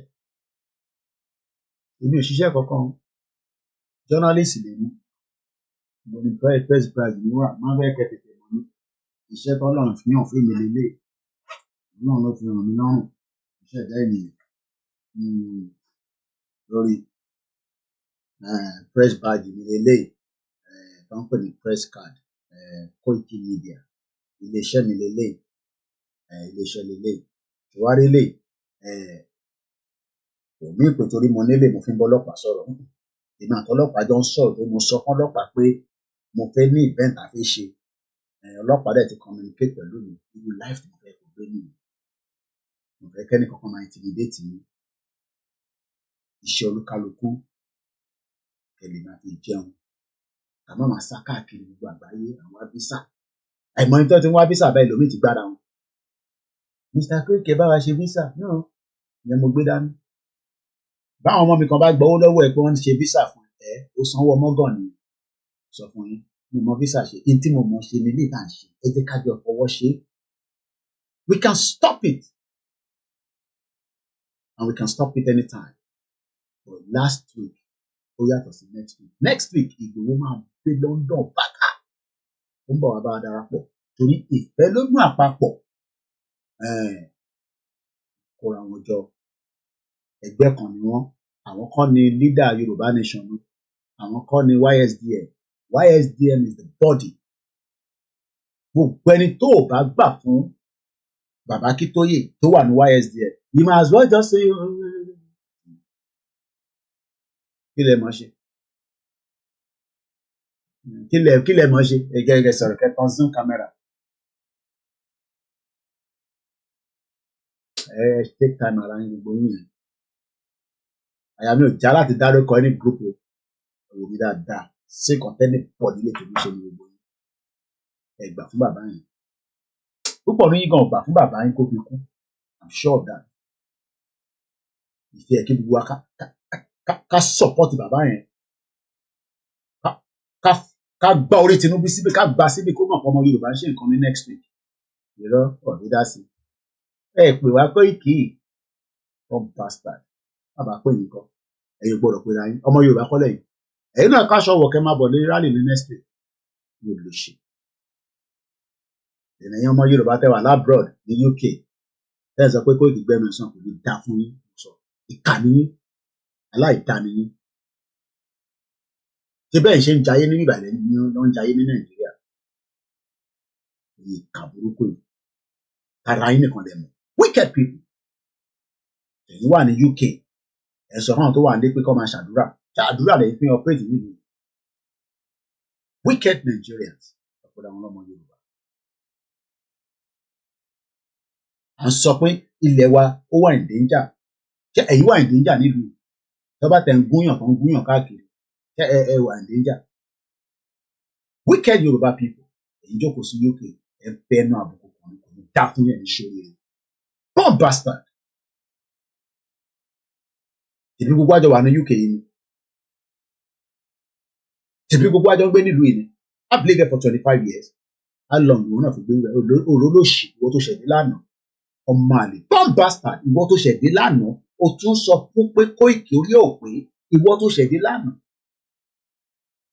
ẹ̀yin ìka tara yín nìkan lẹ́mu o kẹ́ máa sẹ́ẹ̀lì £10 sáwọn èèyàn nílé ó dàbí owó tó pọ̀ owó òfò owó àdánù inflation 32%. Wicked people. So kẹ́ máa send owó sáwọn èèyàn nílé ìyẹn lẹ fẹ́ máa ṣe. Ọ̀rọ̀ ya tọrọ owó lọ́wọ́ mi ya ẹni wọ́n á fún yàn 50 pààrọ̀ fún òtún fún yàn lówó. £50 táwọn ìyá tiwa ní níjọ́ náà lọ́hùn. Wọ́n sì mi máa ń ruṣu wá láti Nàìjíríà ní níjọ́ náà lọ́hùn. Àṣẹ wọ́n tẹ̀ ń taṣọ ní UK táwọn ò tẹ̀ mọ̀. Aṣọ tún lè máa gbéṣu wá láti Nàìjíríà wá sí bíbá. I'm talking about in the 70s. Wá rúṣu rẹpẹtẹ wá. Àwọn ìka. Èyí wà lábúrọ̀dù ẹ̀ sọ fẹ́ni tó wà Nàìjíríà pé Nàìjíríà ò fowó ló fi dà. Ẹ̀yin ò ṣe padà lọ sí Nàìjíríà nígbà tí Tinubu ti débẹ̀. Ṣèbí gbogbo ilẹ̀ campaign fún. Kí ló dé tẹ̀ padà lọ sí Tinubu? Ọ̀rẹ́ mi Oṣòdì Èkó nísì kò lè lọ sí Nàìjíríà. Ó kàn lọ́ máa ṣọ́ni dé 2 days látó padà wá. Ẹni kó lọ gbé Nàìjíríà. Gbogbo yẹn lẹ gbé Nàìjíríà. Ṣèbí Tinubu ti débẹ̀. Kí lẹ̀ ń gbé ní UK fún? Ẹ kóra yín lọ kẹ́ lọ gbé ní Nàìjíríà. Ọmọ Yorùbá wà káàkiri gbogbo àgbáyé. Time ṣé mo ṣe ní time. 10 minutes. Ìjọsáré play ọdún ìpín ìkẹlẹ. Ẹni kú orin. Bí àjẹ gbogbo wà káàkiri gbogbo àgbáyé. Ajala ilé ní Saudi Arabia. Hello, communication and material now. Ayọ̀ ẹsẹ̀ ti pọ̀ ẹsẹ̀ pọ̀ lórílẹ̀‐èdè yẹn tó dàbẹ́ ṣe pé Ọlọ́run wò wá ràn ẹ̀yin fún dí ẹ̀yin fìyàwó dì ẹ̀yin tí bàbá yín ṣì wà ẹ̀mí ìyá yín kù aburú kankan ò ní ṣe yín kò ní ṣe ẹ̀mí yín aburú kankan ò ní ṣe yín kò ní ṣe ẹ̀mí yín Ọlọ́run náà dédé àsìkò yìí ilẹ̀ Yorùbá nírọ̀rùn Ọlọ́run ṣe gbogbo ẹ̀jẹ̀ àwọn tó ti pa torí kàbàlì lómìnira ẹ̀jẹ̀ àwọn aláìsẹ̀ máa dìde pẹ̀lú yín ó máa dìde pẹ̀lú wa ẹ̀jẹ̀ àwọn aláìsẹ̀ máa dìde ẹ̀jẹ̀ àwọn ọmọ tó ń pa tí wọ́n fi ń kọrí tí wọ́n fi ń ṣètùtù máa dìde gbogbo wọn máa strike níjọ́ tọ́rọ̀ ìgbà máa ṣẹlẹ̀ lágbára tọ́lọ̀ ìrọ̀wọ́rọ̀sẹ̀ la máa délẹ̀ nìyí aburú yìí ṣe yín kò ní ṣe ẹ̀mí parapa ẹ̀mí fọwọ́ gùn ìgbórí kù. Alifela haula wala quwwata illa billahi lazim. Ẹ bá ní challenges tí mo ti fẹ́ sọ̀ kalẹ̀ láti jọ ìbọ̀dà kò sí ọ̀nà. Ìgbà tí wọ́n owó pọ̀ lọ́wọ́ mi, wọ́n ní kí n lọ gba. Saudi Arabia lẹ́nu ìwà o. Ohun tẹ́ ẹ̀ ń gbọ́ yẹn yóò lòṣì tẹ́ wà ní UK ẹ̀yin ìka. Ẹ̀yin náà lọ gbé ní Saudi Arabia kẹ́ wo bó ṣe ń rí. Ẹni tó ní ìwé ní UK ó sì bẹ́tà ní tó wà ní Saudi Arabia. Ìyá tó ń sọ̀rọ̀ Saudi Arabia ló ń gbé ẹ̀yà gbọ́ díẹ̀ sí. Ibi tí wọ́n ti máa ń gbìyànjú lórí pé lọ́fẹ̀ẹ́ ni mo ti lo a month and 2 weeks lẹ́nìí kò sí kankan tó sọ fún mi kó ṣẹlẹ̀ wọn ò tí ì gbìn mí. Ọlá pé Yorùbá ọlá pé Nàìjíríà yẹn ò lè ṣiṣẹ́ ni kódà Nàìjíríà yẹn ò ṣiṣẹ́ ló pọ̀ sí ìyẹn náà tó ń bẹ́bẹ̀ káti ẹgbà páwọn ọ̀tá náà tó ṣe títí wọn mo ń ṣàdúrà mo dẹ̀ mọ̀ pọ́lọ́ wọn ò wọ̀ mí. Nàìjíríà sì ò ṣiṣẹ́ yẹn náà kó tó wà nínú ìlú láìláìlẹ́lẹ́ mo fẹ́ jáde nìyẹn o mo fẹ́ jáde. Wọ́n fẹ́ exit pé kọ́ kúrò ní Saudi Arabia báwọn ó ti sọ àwọn ò tún lè jáde wọ́n ti sọ wọ́n mọ́lẹ̀. You can see why I get very upset when I see and hear Yoruba people abroad then condemn táwọn ṣe. Torí ẹ̀yin wà níbi tó wà òkè ní.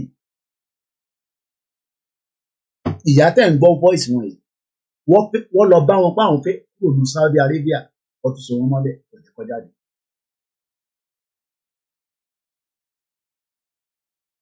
And she has lived there for more than 25 years like me.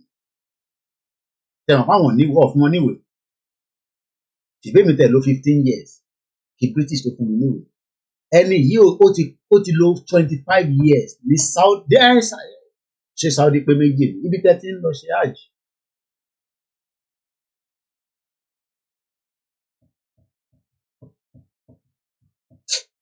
Let me end this program because we want to lose some of that area. I'm getting very angry now. I'm upset.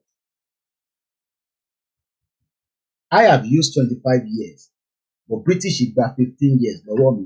Kọ́ tó dá mi lóhùn kọ́ tó fún mi nílò. Ìyá yìí ti pé 25 years ní Saudi Arabia. Ó tún fẹ́ jáde nísìnyí. I'm going back to Nigeria. Wọ́n tún so mọ́lẹ̀ wọ̀jẹ́ kó jáde. Owó ní kò ní lọ́wọ́. Ó sùn káàkiri. Ìwà dẹ̀ máa wo Saudi báyìí pé Kaaba wà ń bẹ̀ àbí. Èmi mọ̀ pé Kaaba wà ń bẹ̀. Mo ní kò sí Kaaba ń bẹ̀. Wọ́n welcome anybody kó wá gbé níbẹ̀ ni. Wọ́n welcome anybody. Ẹ wá ṣe hajj, ẹ ṣe umrah, ẹ get the hell out of the place. Torí it's not for you. Ẹ tó bá máa gbé níbẹ̀ gbọ́dọ̀ ṣe náà ìdí sọ̀kan ṣe ń bẹ̀. Ìyá yóò ṣe kò ṣe prostitute. Iṣẹ́ ọmọdọ̀ tó ń ṣe gan-an ọ̀jẹ́ kó rí ṣe mọ́. Ìwọ́dẹ̀ wà ní UK, ó wà ní Amẹ́ríkà. onẹ́nu Ìgbòho ń rùn ẹnu bàbá Akíntóyè ń rùn ẹni mò ń sọ̀rọ̀ jù kò ń ṣẹjọ́ yín. Ẹ mọ̀ pé tíyà yìí náà bá láṣẹ̀sì láti wọ UK jókòó sí Saudi Arabia wọ́n ní access lá bí àjì lọ bá dáhùn lọ fi jókòó sàn I don't know I never asked that bí umrah lọ bá débẹ̀ I didn't ask that. Ẹ mọ iye èèyàn tó fẹ́ cross over brother mi kan wà lórí program wọn fi sọ Dubai ló ń gbé ẹ mọ̀ kíyàn gbé ní ẹ mọ pain pé ẹni tó ti gbé níta kó wá lọ gbé ní Nàìjíríà padà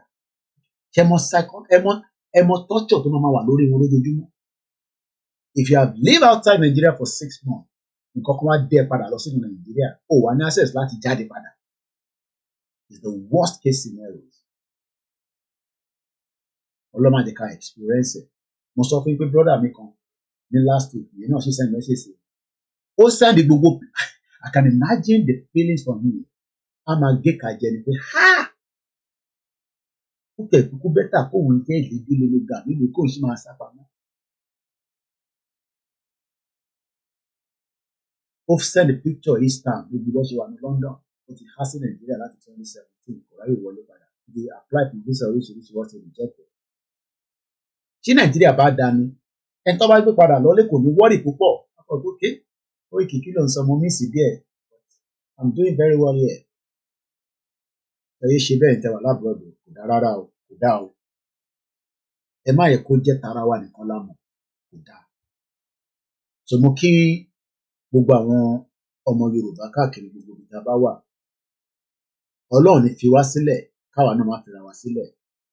Ọ̀sẹ̀ tó ń bọ̀ yìí ọ̀sẹ̀ tó wà very unique and important ẹni tọ́lọ́run bá fún láyè pé kó pàdé wa ní event àpéṣe ó wà òkè for whatever reason tẹ́ ẹ̀ bá ráyè it's okay náà ẹni tó ní nǹkan tó fẹ́ ṣe a lè fọ́ọ̀sì pé kẹ́ máa bọ̀ ní dínà kẹ́ máa bọ̀ ní rally dínà máa cost owó kò ṣọ́ọ̀pẹ̀ gbogbo ẹ̀yin tí ẹ ti náwó tẹ́ ti nára tẹ́ ti ra vest tẹ́ ti ra this tẹ́ ti ra that tẹ́ yẹ pé ìnáwó yẹn back to back ni vest yẹn lè rí ní background mi gbogbo ẹni tó bá sì fẹ́ ẹ̀kan sáwọn elétò wá sọ bẹ́ẹ̀ ṣe máa rà mo kí gbogbo wa o ájú wa ṣe o kò ní sú wa kò ní rẹ̀ wá nígbà wo ló máa wá bọ́ sí nígbà tá a bá ti bẹ̀rẹ̀ crisis ta strangulate ni a gbọ́dọ̀ strangulate Nàìjíríà a gbọ́dọ̀ fún lọ́rùn pa ni torí ó ti expire but àwọn olóṣèlú ò fi jẹ́ ká jáde nínú ẹ̀ o lè ní wọ́n àwa la máa strangulate ẹ̀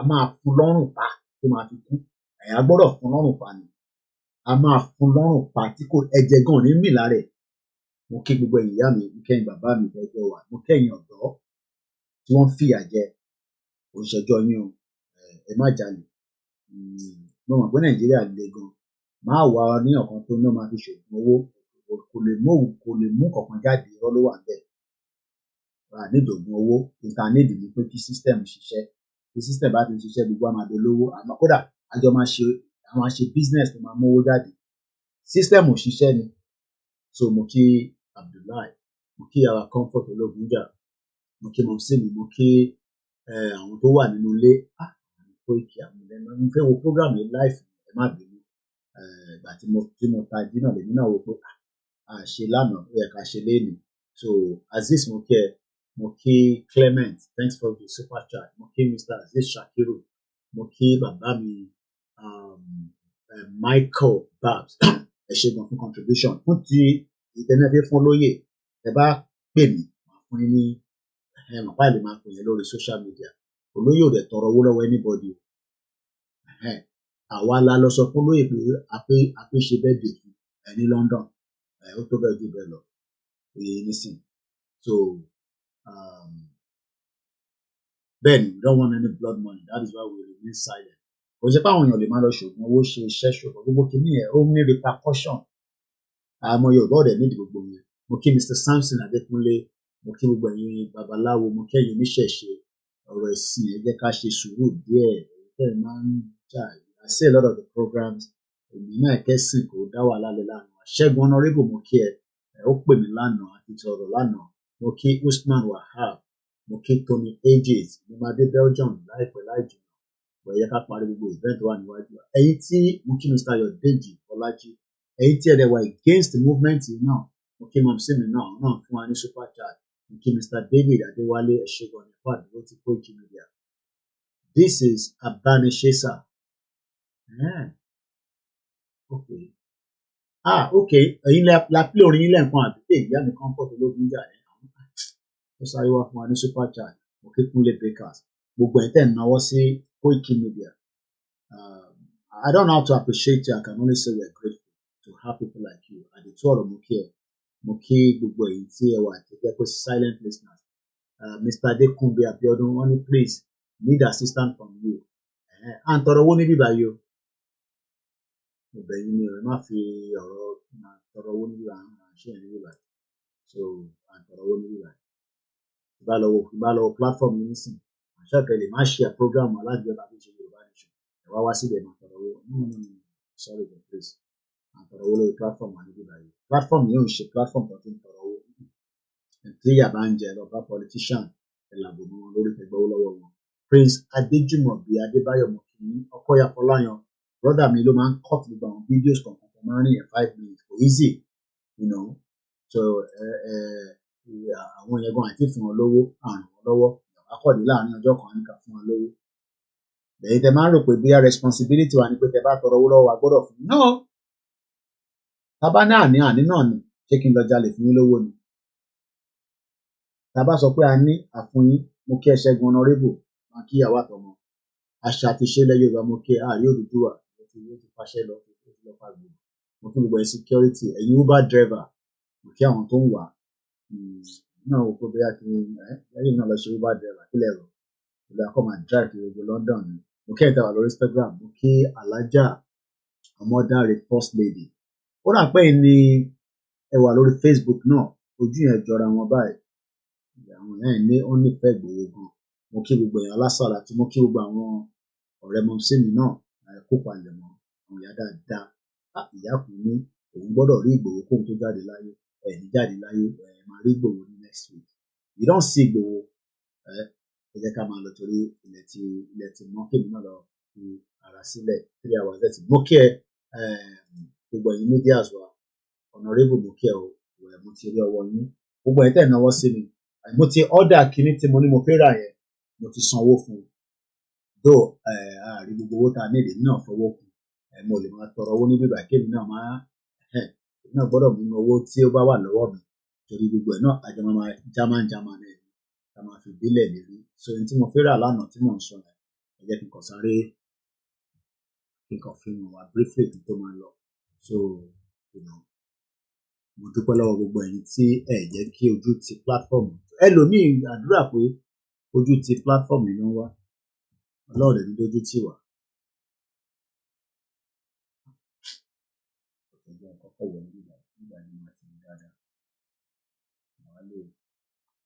Every other day la order kan pé ká lè rí gbogbo ẹ̀kọ́ kámẹ́rà kan náà ilé náà ní sí àṣírí gbogbo ẹ̀ là ń test it's not easy so professional one tí mo order gangan máa dé ní order kó tẹ̀ ti dé gan wọ̀ bàtà ọ̀bá ẹ̀ kọ̀ọ̀kan dé lọ kó ṣàánú wa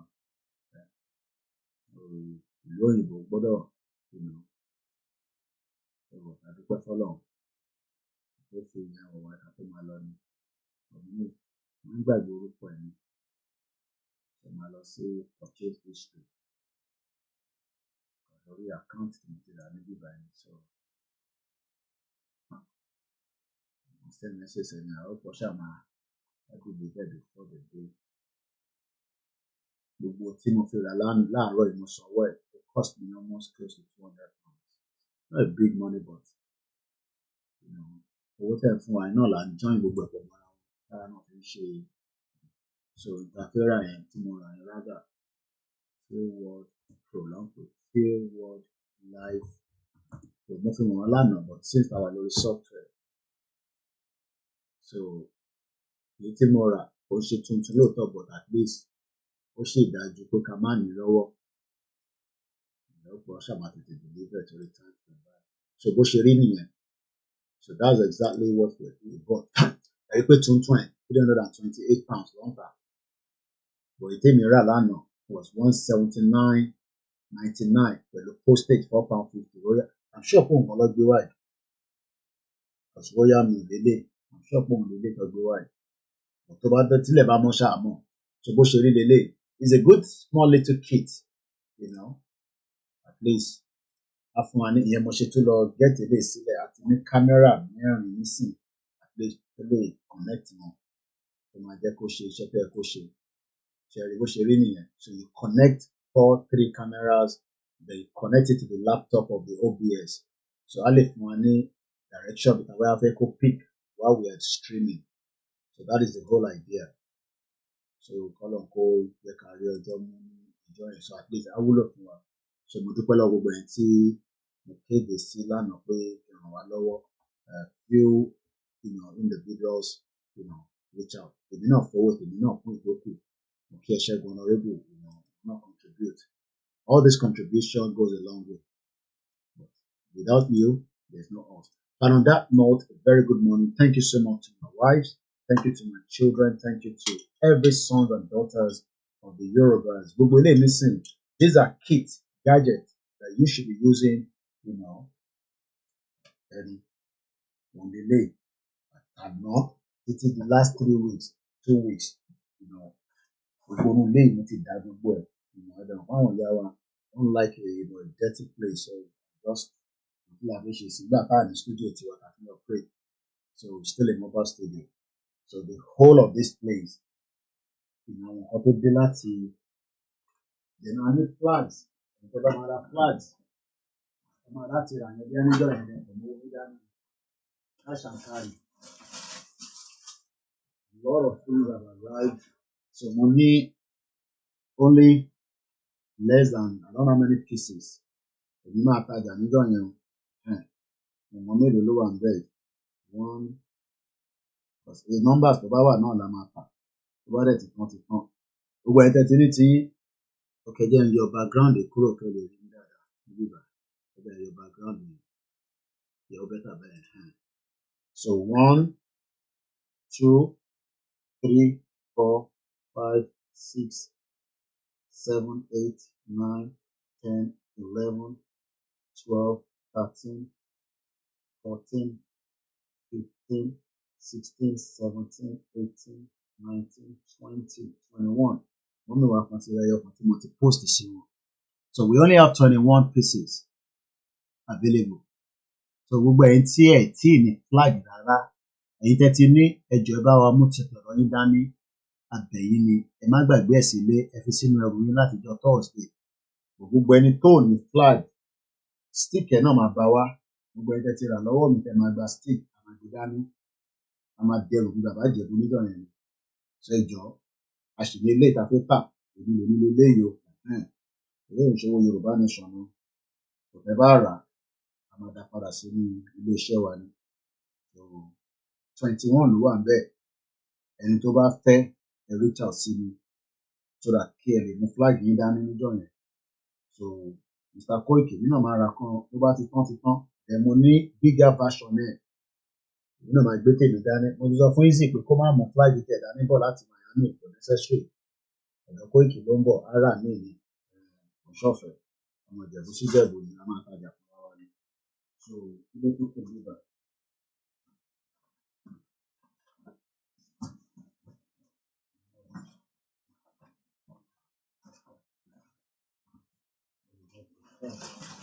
àwọn ńláńlá èyí tí mo fi wọ̀nyí yẹn 15 ni price ti change economy ti lọ sókè gbogbo nǹkan èyí tí mo ṣe nígbà yẹn kọ́ la ṣe nísìn so eléyìí nísìn ní ìfẹ́tí so mo fẹ́ fi ọ̀dọ́ tèmi wọ̀nyí.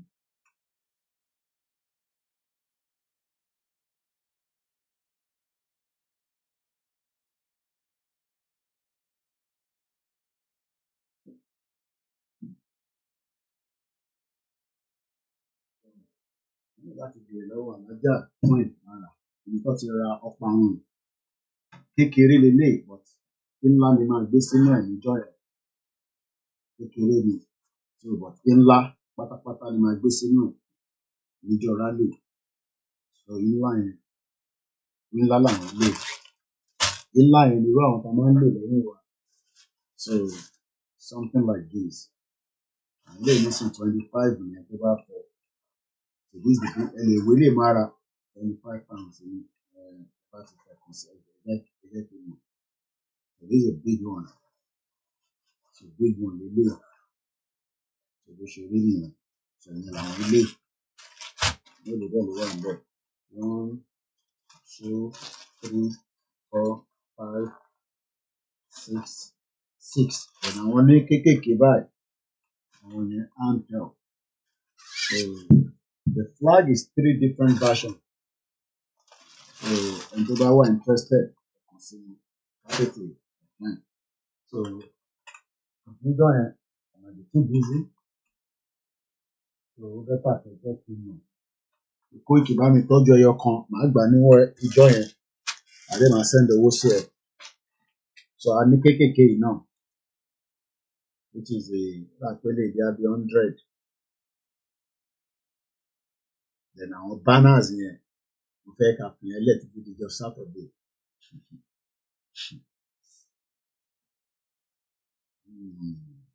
Mo kí gbogbo alẹ́ kan sí. Mo kí ìyá mi beauty àmọ̀ pé mo rí pé kí mi lẹ́ẹ̀kan bọ̀. A wà lórí mission lẹ́ẹ̀kan kò jẹ́ kí n kí dáadáa. Paris ìnádọ́ ẹ̀gbọ́n mi mo kí ẹ ṣé gan ni.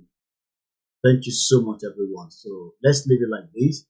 The timing of his vacation in the UK coincide with the October 12 is suspicious. There's no doubt about it. Now, why don't you need a bit of ginger? Cherry, before I just close the broadcast officially now, Tinubu, ó rò pé òun smart. Wọ́n ti gbà pé òun kọ́ lòun nílẹ̀ Yorùbá. Ó lè tà wá fún Fúlàní káwa gbà. He has nothing to offer us. But èèyàn mi pé a ní engaging. And I'm not talking about engaging in the UK. It's on the program.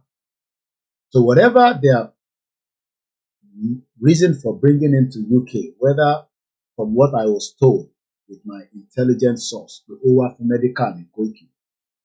Koiki amọ̀pọ̀ máa lọ sọ lórí iṣu ẹ̀, but Tinubu wá fún medical kò wá fún program yìí and all that. That's what I was told, from my own source.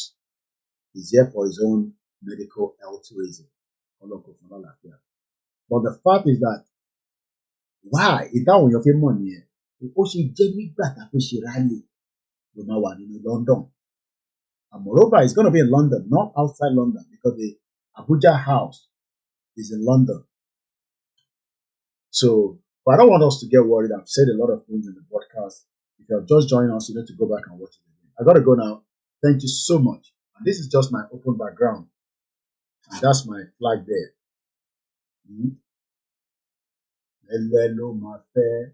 Hello, my fair. Àsíá o Yorùbá nation. Ṣé tó bá lè ra igi ọkọ? Ó rà pàlàjà fún ìlú rà wá nígbà yẹn. Ìwọ bí tó ti rà. Mo kọ àìjà kan yẹ kan mọ́ wọn lọ́wọ́ nígbà yẹn.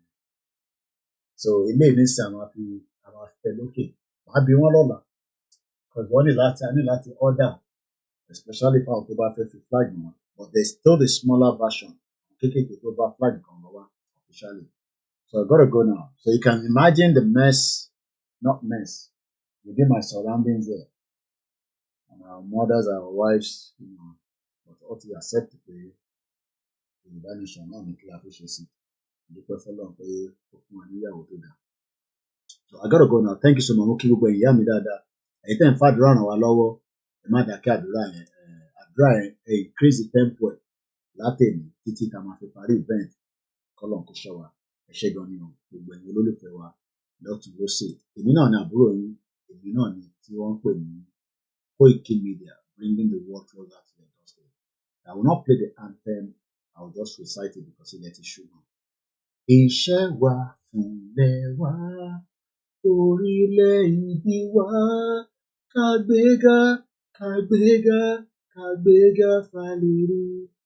Ìgbàgbọ́ wa ni pé láti bẹ̀rù làbọ̀ mọ́, ká ṣiṣẹ́, ká ṣiṣẹ́, ká ṣiṣẹ́, ká jọlá.